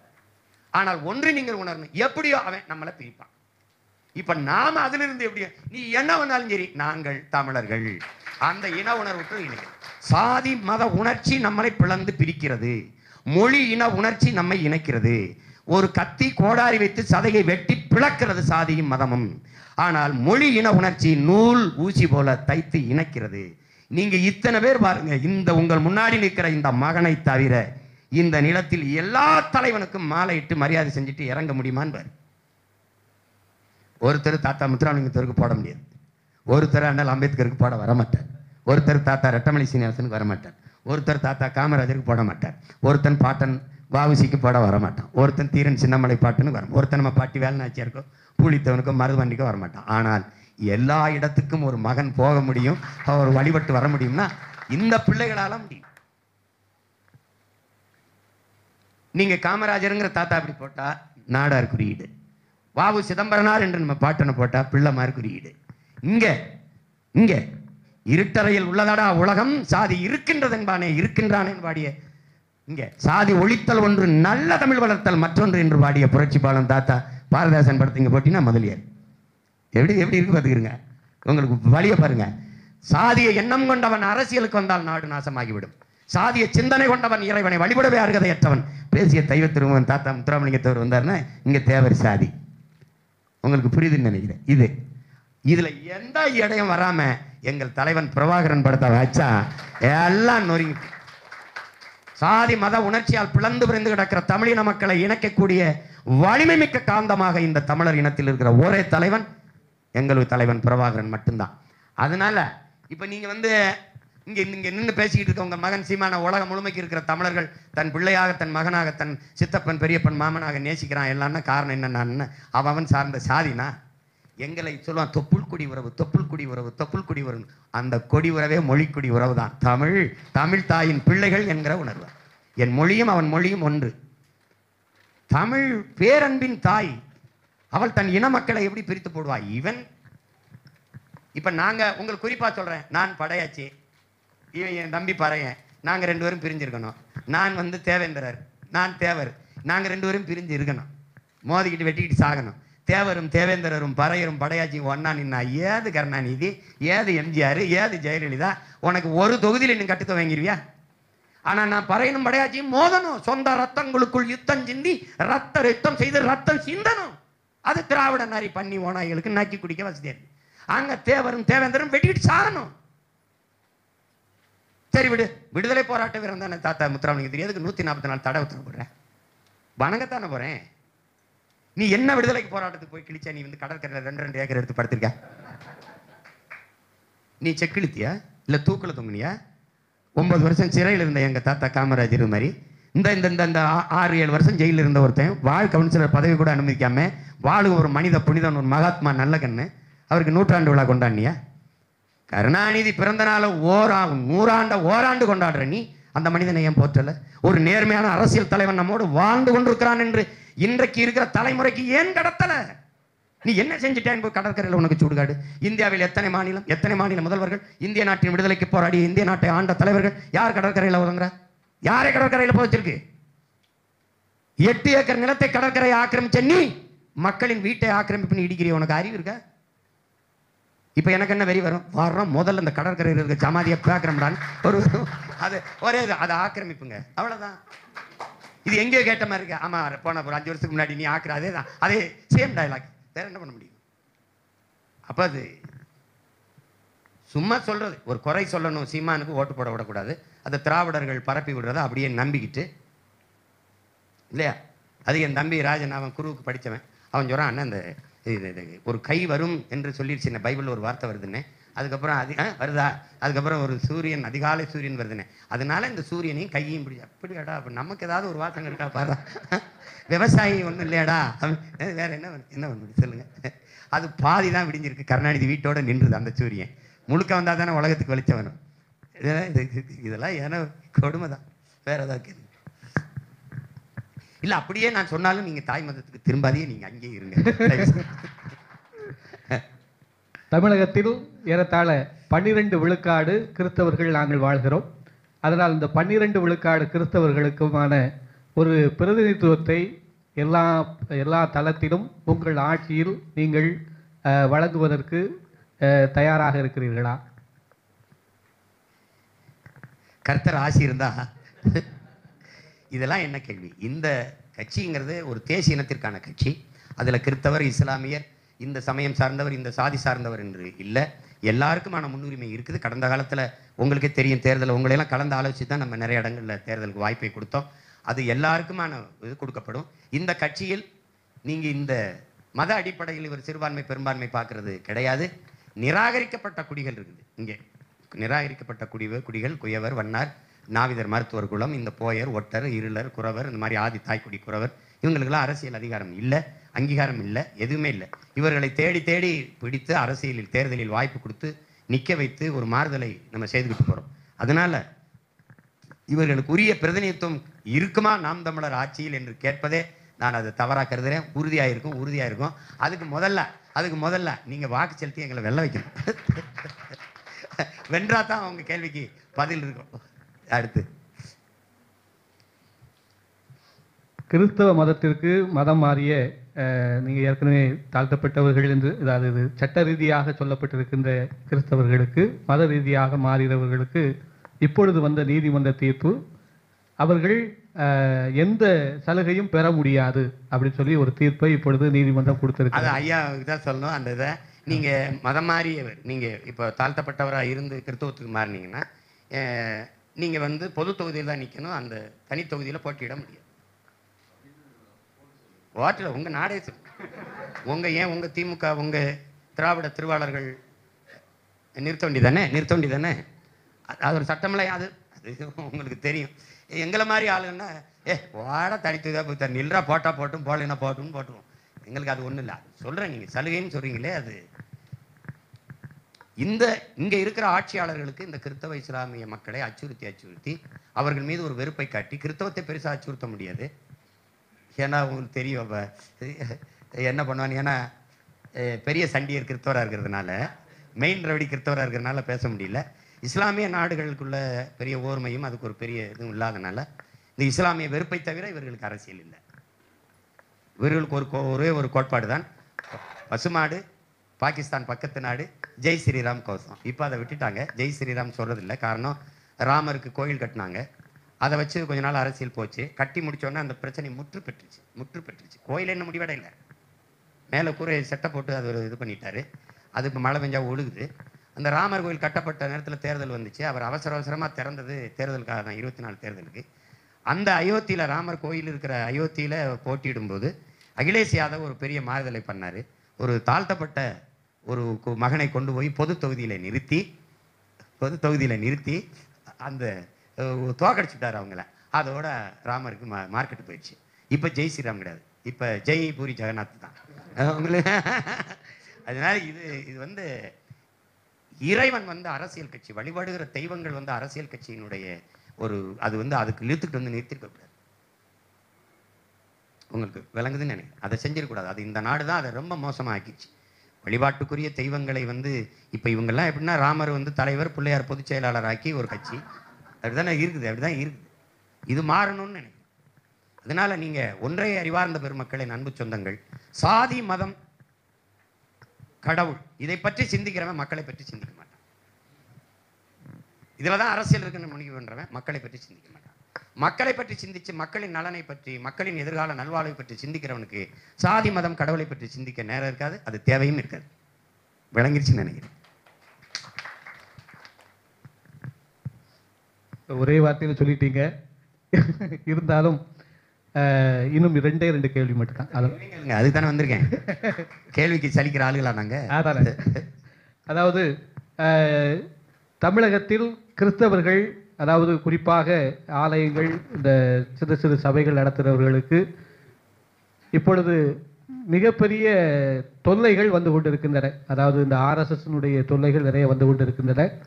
அந்த சமயத்தில் அவர்களுக்கு துணை நிற்பதற்கு கட்சி ஆட்களை தான் போய் அணுக வேண்டி இருக்கிறது. அப்படிப்பட்ட சமயத்தில் அந்த பகுதியில் ஏதாவது பாதிப்பு ஏதாவது ஏற்படுகிறது என்று சொன்னால் நாம் தமிழரை நாங்கள் அணுகலாமா அப்படின்னு ஒரு கேள்வி. இந்த கேள்வியே தப்பானது. பல முறை இந்த மாதிரி பைபிள் எரிக்கப்பட்டு தேவாலயங்கள் வழிபாட்டு தலங்கள் இடிக்கப்பட்ட போது மதுரை பகுதியிலாம் நானே போய் களத்தில் 2-3 நாள் நின்று போராடினேன். பல இடங்களில் வந்து எங்களுடைய கட்சி பிள்ளைகளே போய் நேரடியாக போய் நின்று களத்தில் மக்களோட மக்களாக நின்றுருக்கிறாங்க. நீங்கள் கேட்கலாமா, உதவி கேட்கலாமா என்று கேட்பதையே நான் வந்து அதை எதிர்க்கிறேன். அந்த மாதிரியான தவறு. நீங்கள் உங்களுக்கு தெரியும், எந்நேரமானாலும் ரத்தம் கேட்கலாம் நாம் தமிழர் பிள்ளைகளிடத்திலே அப்படின்னா உங்களுக்கு தெரியும். ஒரு அருள் தந்தை அவர்களே ஜப வழிபாட்டு இதில் பேசினது இருக்குது. அந்த இடத்துல அவர் அப்போ எந்நேரமானாலும் அந்த பிள்ளைகள்கிட்ட கேட்டால் ஓடி வந்து ரத்தம் கொடுப்பார்கள் என்றால் என் பிள்ளைகள் மதம் இருந்தாமல் உறங்குகிறார்கள் என்பதை நீங்கள் உணர்ந்துக்கணும். அவன் என்ன ஆனாலும் வருவான். நாங்கள் ரத்தம் கொடுக்கறது என்பது வந்து சாதிக்கு ரத்த வெறி இருக்குது, ரத்தத்துக்கு சாதி வெறி இல்லை என்பதை, மதத்துக்கு ரத்த வெறி இருக்குது ஆனால் ரத்தத்துக்கு சாதி மத உணர்வோ வெறியோ இல்லை என்பதை உணர்த்தத்தான். நாங்கள் ரத்தம் சிந்தி எங்கள் விடுதலைக்காக போராடிய இனத்தின் மக்கள் என்பதை உணர்த்தத்தான். இப்போ நான் தாழ்த்தப்பட்ட ஆதி பறையன் என்றால் என் ரத்தம் இன்னைக்கு ஏன் உடம்புல ஓடிக்கிட்டு இருக்குன்னு யாருக்கும் தெரியாது. ஏன்னா நாங்கள் 30 லட்சம் லிட்டர் இதுவரை ரத்தம் கொடுத்துருக்கோம் இந்த நாட்டில். அதனால் அப்படி வேலை செஞ்சுருக்க பிள்ளைகள் எங்களை வந்து அங்கே வந்து மதம் சந்த இடிக்கிறாங்க, அதுக்கெல்லாம் நீங்கள் வாங்க. இப்போ நேற்று வரைக்கும் கூட வீடை இடிக்கிறாங்க அப்படின்னா ஏன்னா அது அனங்காபுத்தூரில் போய் நின்று ஏற்கனவே இடிக்க வந்தப்போ போராடி தடுத்து நிறுத்தி வச்சேன். இப்போ நேற்றும் இடிச்சாங்க, போய் நிற்கிறேன். அது என்ன எந்த சமயம் சார்ந்தவர்கள் அப்படின்னு போய் நிற்கல. எங்கெங்கு மானுட சமூகம் துன்பப்படுதோ துயருகிறதோ அங்கெல்லாம் ஓடி போய் நிற்கிறதா தமிழ் தாயின் பிள்ளைகளுக்கு அழகு. தமிழர்கள் என்பவனுடைய மாண்பு, அவனுடைய என்ன சொல்றது, அவனுடைய மாண்பு அதுதான். அதனால நீங்கள் அப்படிலாம் இருந்தால் நீங்கள் எங்களை விட்டுருவீங்களா என்ன? இடிக்கிறது இந்த படத்திற்கு விட்டுருவீங்களா என்ன? அதெல்லாம் இப்போ நான் இருக்கிற போது என்னுடைய வலிமை ஏற ஏற யாருமே ஒரு தேவாலயத்தோ மசூதியோ தொடுவதற்கு பயப்படுவான். நான் தான் சொல்கிறேன், நீ கட்டிப்பார் பரந்தூரில் விமான நிலையம்னு சொல்கிறேன். நீ 8 வழிச்சாலை போட்டு பார்ப்போம்னே, எங்கே போட்டாங்களா? பேனா சிலையை வச்சுட்டு பார்ப்போம்னே, எங்கே வச்சுட்டாங்களா? அதெல்லாம் சும்மா அது அன்னைக்கே மாசத்துங்க சொல்கிறான், மக்களுக்கென்று படை என்ற ஒன்று இல்லை என்றால் மக்களுக்கென்று ஒன்றும் இல்லை என்று. இன்னைக்கு என் மக்களுக்கென்று ஒரு படை இருக்கு, நாம் தமிழர் என்கிற அரசியல் புரட்சி படை. இதுக்கு தேர்தல் வெற்றி அதெல்லாம் 4வது பட்சம்தான். என் மண், என் மக்கள், அவருடைய நிலம் வளம், அதுதான் அவருடைய பாதுகாப்பு தான் முதல். அதுக்கப்புறம் தான் அப்புறம் கட்சி எதுக்கு தான் எப்படியாவது உள்ளே போயிடணும். சீமான் எந்த சிறைக்குள்ளையா இல்லை எதுக்குள்ள எப்படியாவது உள்ளே போயிடணுமா? போய் என்ன பண்ணுறது? 4 சீட்டு உள்ளே போனால் என்ன பண்ணலாம்? மேசையை தட்டலாம், வேற என்ன பண்ணலாம்? அதனால் அந்த அச்சம் வேண்டியதில்லை. உங்கள் பிள்ளைகள் உங்களுக்கு நீங்கள் நிற்கும்போது நடக்கும்போது விழுகிற நிழலாக உங்கள் கூடவே வருவோம். அந்த அச்சம் உங்களுக்கு தேவையில்லை. இதெல்லாம் நீங்களா கேட்க நினைச்ச கேள்வியா தெரியுதே. அதாவது யாரு கேட்டு கேட்குற மாதிரி தெரியல. இது வந்து நிறைய எழுதி கொடுத்துருக்காங்க, அதெல்லாம் வாட்சி நான் சுருக்கி உங்களுக்கு சொல்லிட்டு இருக்கிறேன். சரி கேளுங்க. அடுத்தபடியாக நம்முடைய கிறிஸ்தவர்கள் இன்றைக்கு திமுக அல்லது மற்ற கட்சியிலே அதிகமானவர்கள் பங்கேற்கிறார்கள், அவர்களுக்கான பிரதிநிதித்துவம் கொடுத்திருக்கிறார்கள் என்று சொல்லி ஒரு செய்தியை அவர்கள் திரும்ப திரும்ப சொல்லி கொண்டிருக்கிறார்கள். ஆனால் உங்களை போன்றவர்கள் நிறைய பிரதிநிதித்துவம் கொடுத்து கொண்டிருக்கிறீர்கள் என்கிற செய்தியை நாங்கள் சொல்லி கொண்டிருக்கிறோம். அது ஏற்கனவே கிறிஸ்தவர்களுக்கு இத்தனை விழுக்காடு கொடுப்பாங்களா அப்படின்னு நீங்கள் கடந்த காலத்தில் 16ல இருந்து நாங்கள் தேர்தலில் நிற்கிறோம். நீங்கள் கவனித்து பாருங்கள், திமுகவில் கொடுத்துருக்கு கிறிஸ்தவ பெருமக்கள் இஸ்லாமிய பெருமக்களுக்கு என்று. அதில் தெரிஞ்சிடும் யார் முக்கியத்துவம் கொடுக்கறது, இல்லை வேண்டாம், யார் முக்கியத்துவம் கொடுக்கறது, யார் அதிக வாய்ப்பை தருகிறது என்று நீங்கள் உங்களுக்கே தெரிஞ்சிடும். அதை எடுத்து போட்டாலே தெரிஞ்சு இம்முறை 6 மாதத்தில் தேர்தல் வரப்போதில் 26ல் அதில் திமுக எத்தனை இடத்துல போட்டிடுது, மற்ற கட்சிகள் எத்தனை இடத்துல போட்டிடுது, அதில் கிறிஸ்தவ இஸ்லாமிய பெருமக்களுக்கு அவங்க கொடுத்த பிரதிநிதித்துவம் என்ன, நாம் தமிழர் கட்சி கொடுக்குற எண்ணிக்கை என்னங்கிறத நீங்கள் பார்த்தீங்கன்னா தெரிஞ்சிட போகுது. அப்போ இந்த கேள்வியை அவசியமற்றதாக இருப்போகுது. அவ்வளோதானே? இல்லை அதில் நீங்கள் ஒன்று சொன்னீங்க, கிறிஸ்தவர்கள் வந்து திமுக மற்ற கட்சிகள் அதுக்கெல்லாம் கிறிஸ்தவ பெருமக்களுக்கு ஒன்று இருக்குது. காங்கிரஸ் சோனியா காந்தி இவங்க சொந்த பெரியத்தா மக சின்னத்தா மக ஏதோ இது சோனியா காந்தி இன்னும் கிறிஸ்தவ பெண் நினச்சிட்டு இவங்க ஒன்று நினச்சிருக்காங்க. காங்கிரஸ் பாதுகாக்குது, காங்கிரஸ் ஒரு மிதவாத கட்சி, பிஜேபி ஒரு மதவாத கட்சி என்று. அதுவே புரிதல்ல தவறு. ரெண்டும் வெவ்வேறு கட்சி. காங்கிரஸுக்கும் பாரதிய ஜனதாவுக்கும் கட்சியில் வெவ்வேறு பேர் இருக்குது, வெவ்வேறு. நான் பலமுறை சொல்லியிருக்கேன், Congress Bharatiya Janata between party change not a policy change. ரெண்டு பேருக்கும் கொள்கை மாறுதல் கிடையாது. BJP we are all Hindus sound Hindutva. Congress எஸ் we are all Hindus soft Hindutva. அவன் பாபர் மசூதியை இடிப்பான், இவன் இடிக்க அனுமதிப்பான். அவர் ராமர் கோயில் கட்ட அடிக்கல் நாட்டுவார், இவர் கங்க்ராச்சுலேஷன் சொல்வார். பாபர் மசூதி தீர்ப்பு வரும்போது தீர்ப்பு என்ன வரும்னு உனக்கு தெரியல, அப்படியே ஏற்கணும். அது யாரு நீ சொல்றதுக்கு? எல்லாரும் சொல்லுவான், நான் ஒருத்தன் தான், எனக்கு தீர்ப்பை சொல்லாத நீதியை சொல்லுன்னு சொன்ன ஒரே ஒருத்தன் தான் இருக்கேன் இங்கே. அப்போ அதனால காங்கிரஸை நீங்கள் வந்து சிறுபான்மை மக்கள், நீங்க சொல்ற சொக்கால் இந்த சிறுபான்மை மக்கள் கிறிஸ்தவர் இஸ்லாமியருக்கு பாதுகாப்புன்னு நினைக்கிற மாதிரி ஒரு பைத்தியக்காரத்தனம் எதுவும் இல்லை. இப்போ அதை விளங்கிக்கணும். அதில் திமுக தான் நமக்கு பாதுகாப்புன்னு நினைக்கிறீங்க. அவன் அந்த காங்கிரஸ் கூட இருந்தால் தான் இந்த இஸ்லாமிய கிறிஸ்தவ மக்களின் வாக்கை வாங்க முடியும்னு நினைக்கிறான். நீங்கள் எல்லாத்தையும் தாண்டி உங்கள் இனத்தை கொன்ன காங்கிரஸ் அதுக்கு கூட திமுகவை மன்னிக்க தயாராகிட்டீங்க. அந்த திமிரில் அவன் 16 ஆண்டுகள் ஆகிடுச்சு. இனம் கொல்லப்படும் போதும் செய்தியை காட்ட விடலை, பேசலாவன். செத்து 16 ஆண்டுகள் ஆகி இப்போவும் அந்த செய்தியை கண் முன்னே ஒரு தாயகத்தில் உங்கள் இன மக்கள் கொல்லப்பட்டதை மறைத்து விட்டு அதை பற்றி பேசாமலே இந்த மக்களின் வாக்கை வாங்கி அதிகாரத்துக்கு வந்து விட முடியும்னு நிரூபிச்சுட்டு போயிட்டு. இதை விட ஒரு இன துரோகம் உலகத்தில் உண்டாபாரு. நம்மளை கொன்றவனுக்கு நாமளே, நம்ம இனத்தை கொன்றவனுக்கு நாமளே வாக்கு செலுத்தி வலிமையை கொடுத்து அதிகாரத்தை கொடுக்கறது மாதிரி ஒரு கொடுமை ஏதாவது உண்டாபாரு. அவ கேட்டா அதுல வாக்கு இல்லை, அதுல ஓட்டு இல்லை, அதை பேசினா யார் ஓட்டு போட போறான்னு பேசுறான். அங்க 1,76,000 பேர் சாவு. இந்திய கடல், இந்த கடலுக்குள்ள மீன் பிடிக்க போனதுல 840 பேர் சாவு. தூத்துக்குடியில 15 பேர் சாவு. ஆந்திரா காட்டுக்குள்ள 20 பேர் சாவு. எந்த சாவை பத்தி இவங்க கவலைப்பட்டிருக்கான்? எந்த சாவை பேசியிருக்கான்? சரி, அங்க சிங்களம் சுட்டான், தூத்துக்குடியில அவன் சுட்டான், அப்புறம் அங்க சிங்களவன் இங்க எங்களவன். எதுக்கு கேள்வி இருந்திருக்கு? எதுக்கு கேள்வி இருந்திருக்கு? அப்ப அது நமக்கு ஒரு எதிர் இருக்குது. இவங்க தான் பாதுகாப்பு. காங்கிரஸ் வந்து ஐயோ பிஜேபிக்கு நேர் எதிர் அப்படின்னு. என்ன எதிர்? பாகிஸ்தான் போரில் அவர் நிலைப்பாடு என்ன? ஒரு ஆண் மகன் இந்த நாட்டில், உங்கள் மகன் என்னை தவிர யாராவது ஒருத்தரை சொல்லு. தீவிரவாதி உள்ள வந்தான். எப்படி வந்தான்? பரீட்சை எழுத போற என் பிள்ளையை, நீட்டு தேர்வு எழுத போற என் பிள்ளையை மூக்குத்திய கலட்டுற, மூக்குத்திக்குள்ள பிட்ட கொண்டு போயிட முடியும்னு நீ சோதிச்சு உள்ள அனுப்புற என் பிள்ளைய, உள்ளாடைய கலட்டுற, தாலியை கலட்டுற, தலைமுடியை விரிக்கிற, துப்பட்டா பிரிக்கிற, இவ்வளவு சோதிச்சு அனுப்புற நீ. பாடுக்குள்ள வந்த பயங்கரவாதியை சோதிக்காம என்ன பண்ணிட்டு இருந்த? சொந்த நாட்டு மக்களை நம்பாமத்தானே நீ ஆதார் வாங்கின. கண்ணின் கருவிழி எடுத்த, கைரேகை பதிவு செய்த, எல்லாமே ஆதார் தானே. விண்ணூர்தி நிலையத்துக்கு போகும்போது ஆதார் கேட்குற, இடவார கலட்ட சொல்ற, காலனியை கலட்ட சொல்ற, கடிகாரத்தை கலட்ட சொல்ற, எல்லாத்தையும் கலட்ட சொல்லி பல முறை சோதிச்சு அனுப்புற நீ. தீவிரவாதி உள்ள வரும்போது என்ன பண்ணிட்டு இருந்த? சரி, ஒரு முறை புல்வாமால வந்துட்டான், தெரியாம விட்டுட்ட.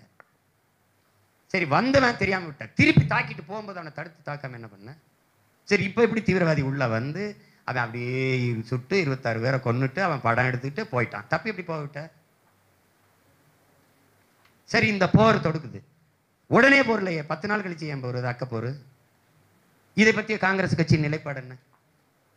சரி, தமிழ் மொழி மீட்சியில, தமிழ்ல வழக்காடு உரிமையில, காவிரி நதிநீர் உரிமையில, கச்சத்தீவு மீட்பில், இந்த அணு உலை, இந்த ஸ்டெர்லைட், இந்த நச்சு ஆலைகள், மீத்தேன் ஈத்தேன் எடுக்கிற இந்த நச்சு, இந்த நிலவளத்தை கெடுக்கிற இதுகள் எல்லாம் காங்கிரஸின் நிலைப்பாடு என்ன? நீங்க சொல்ற சிஐஏ, என்ஆர்சி, என்ஐஏ, ஜிஎஸ்டி இதெல்லாம் கொண்டு வந்தது யாரு? நீட் இதெல்லாம் கொண்டு வந்தது யாரு? காங்கிரஸ். கூட இருந்தது யாரு? திமுக. அப்புறம் இப்போ நீ வந்து அப்படின்ற. இந்தியாவிலேயே தென் மாநிலங்கள்ல என்ஐஏ சிறப்பு தேசிய புலனாய்வு முகமைக்கு வந்து அலுவலகம் போட்டு கொடுத்தது இந்தியாவிலே தென் மாநிலத்தில் ஒரே ஒரு மாநிலம் தான், தமிழ்நாடு தான். ஸ்டாலின் அரசு தான். ஏன் வீட்டுக்கு அதுக்கு என்ன ரைடு விட்ட? ஏன் வீட்டுக்கு விட்டா நாட்டில் தீவிரவாதி உள்ள விட்ட? என்ன உன் கணக்கு என்ன? என்ன எப்படி இருக்கு பாருங்க. நான் எங்க அம்மாவோட போன்ல பேசுறது ஒட்டு கேட்கலடா டேய், நான் உங்க கூட பேசினா கூட கேட்கும். தீவிரவாதி ஒருத்தன்ட்டே பேசாம உள்ள வந்து சுட்டு போயிட்டானா? அதெல்லாம் பதிவு பண்ணாம என்ன பண்ணிட்டு இருந்த? எத்தனை கேள்வி இருக்கு பாருங்க. இதை கேட்டுக்க வேண்டியது ராகுல் காந்தி தானே? ஏன் கேட்கல? இந்தியாவிலேயே பாகிஸ்தான் போர், பாகிஸ்தான் மீது இந்தியா தொடுத்த போரை ஆதரித்து பேரணி நடத்தின முதல் மகன் ஐயா ஸ்டாலின். அதுக்கப்புறம் நடத்தினது டெல்லி முதல்வர் ஒரு அம்மையார், அது பிஜேபி முதல்வர். இங்கே திராவிட முதல்வர் 2.0 முதல்வர். பாஜகவோட கூட்டணி வச்சிருக்கிற சந்திரபாபு நாயுடு நடத்தாத பேரணியை, பாஜகவோட கூட்டணி வச்சிருக்கிற நிதிஷ்குமார் பீகாரில் நடத்தாத பேரணியை ஐயா ஸ்டாலின் ஏன் நடத்தினாரு? யார் பதில் சொல்லுவா? நான் கேட்கறதுக்கு பதில் சொல்லுங்க. பாகிஸ்தான் மீது இந்தியா தொடுத்த போரை நியாயப்படுத்தி பேச 7 பேர் கொண்ட குழு அமைக்கும், பாராளுமன்ற உறுப்பினர்களை வச்சு. அதுல ஏடிஎம்கேயோட பாரதிய ஜனதா கூட்டணி வச்சிருக்கு. கூட்டணி வச்சிருக்க அந்த கட்சியில 2 பாராளுமன்ற உறுப்பினர்கள், ஒன்று ஐயா தம்பிதுரை, இன்னொன்று சி வி சண்முகம்ங்கிற ஐயா. அந்த 2 பேருக்கும் வழங்காத வாய்ப்பை அம்மையார் கனிமொழிக்கு ஏன் வணங்கினார் ஐயா மோடி? உங்ககிட்ட பதில் இருக்கா? பாகிஸ்தான் மீது இந்தியா தொடுத்த போரை உலக நாடுகளில் சென்று நியாயப்படுத்தி பேசணுங்கிறாங்க. நமக்கு ஒரு கேள்வி, பாதுகாப்பு கருதி நான் பாகிஸ்தான் மீது போர் தொடுத்தா அது எந்த நாட்டில் போய் நியாயப்படுத்தணும்? தேவையில்லை. சரி, பாகிஸ்தான் மீது இந்தியா தொடுத்த போரை நியாயப்படுத்தி பேச போற பெருமக்கள் குஜராத் கலவரத்தையும் மணிப்பூர் கலவரத்தையும் பேசுவாங்களா? அதையும் நியாயப்படுத்தி பேசுவாங்களா? அங்கே வெறும் 26 பேர் தான் செத்துருக்கான். மணிப்பூர்லையும் குஜராத்லையும் எத்தனை பேர் செத்தான்னு தெரியுமில்ல? அதை என்ன பண்ணுவீங்க? நீங்கள் குஜராத் கலவரத்தையே நியாயப்படுத்தி பேசுனேன். நீங்கள் இதையெல்லாம் நீங்கள் கேள்வி கேட்க மாட்டீங்க. அவங்க சொல்கிறாங்கன்னு பிஜேபி பி டீம், நாம் தமிழர்னு வந்துடுவீங்க. நான் தான் பி டீம்னு ஒத்துக்கிறேனே, நான் பிஜேபின்னு பி டீம் தான். அப்போ ஏ டீம் யாரு? அதான் திமுக. நான் ஏன் பி டீம் ஆனேன்? அப்போ சொல்லுங்க. ஏ டீம் ஒருத்தர் இருக்கான்லப்பா, அவன் யாரு? நாங்க பி டீம்னா ஏ டீம் யாரு? இப்போ அதான் திமுக. பிஜேபி 100 விழுக்காடு இந்து, எங்க கட்சியில 90 விழுக்காடு இந்துக்கள் தான். நான் சொன்னா அவர் சொன்னார். எத்தனை முறை சொல்லியிருக்காரு? எங்க ஆட்சியில இந்துக்களுக்கு அவ்வளவு பண்ணியிருக்க முடியும். நான் வேலை தூக்குனா வெந்து கொதிச்ச நீங்க, அவர் முருகன் மாநாடு போடும்போது ஏன் முக்க பிடிச்சிட்டு இருந்தீங்க? ஏன் பேசாம இருந்தீங்க? ஏதாவது ஒன்று சொல்லுங்க. அப்ப உங்களுக்கு நோக்கம் வந்து சீமான் வளர்ந்துடக்கூடாது, தமிழ்ங்கிறான், தமிழர் தேசியம்ங்கிறான், ஏதோ இதுன்றா, அதுதானே. அது இயற்கையா என் மேல ஒரு வெறுப்பு இருக்கு. இவனெல்லாம் ஒரு தலைவனா, இவனெல்லாம் வர்றதா? எப்படி? ஒரு தடவை பாண்டைகிட்ட பேசிட்டுக்குது, லீக்வானியை போட்டு ஒரு 1/2 மணி நேரம் போட்டாங்க. அந்த அவர் சொல்ற அந்த தன்னலமற்ற சர்வாதிகார ஆட்சி முறை தானே நான் சொல்றேன். நீங்க என்னைய திட்டுறீங்க, அவரை போட்டுறீங்களேன்னு. அதுல என்ன பிரச்சனை பாண்டேன்னு கேட்டேன். அண்ணே சொல்றது நீங்கிறதானே பிரச்சனைன்ட்டான். உண்மையிலே சொன்னாப்ல, இந்த இருக்கு, நான் தம்பியை வச்சுக்கிட்டே சொன்னேன், அவரை வச்சுக்கிட்டே பேசுனேன். இப்ப நானே ஒரு கருப்பா இல்லாம வெள்ளையா இப்படி இல்லாம கொஞ்சம் வச்சுக்கிறேங்க, ஒயிட்டு, நல்லா சார், ஹைட்டு வெயிட்டு ஒயிட்டு.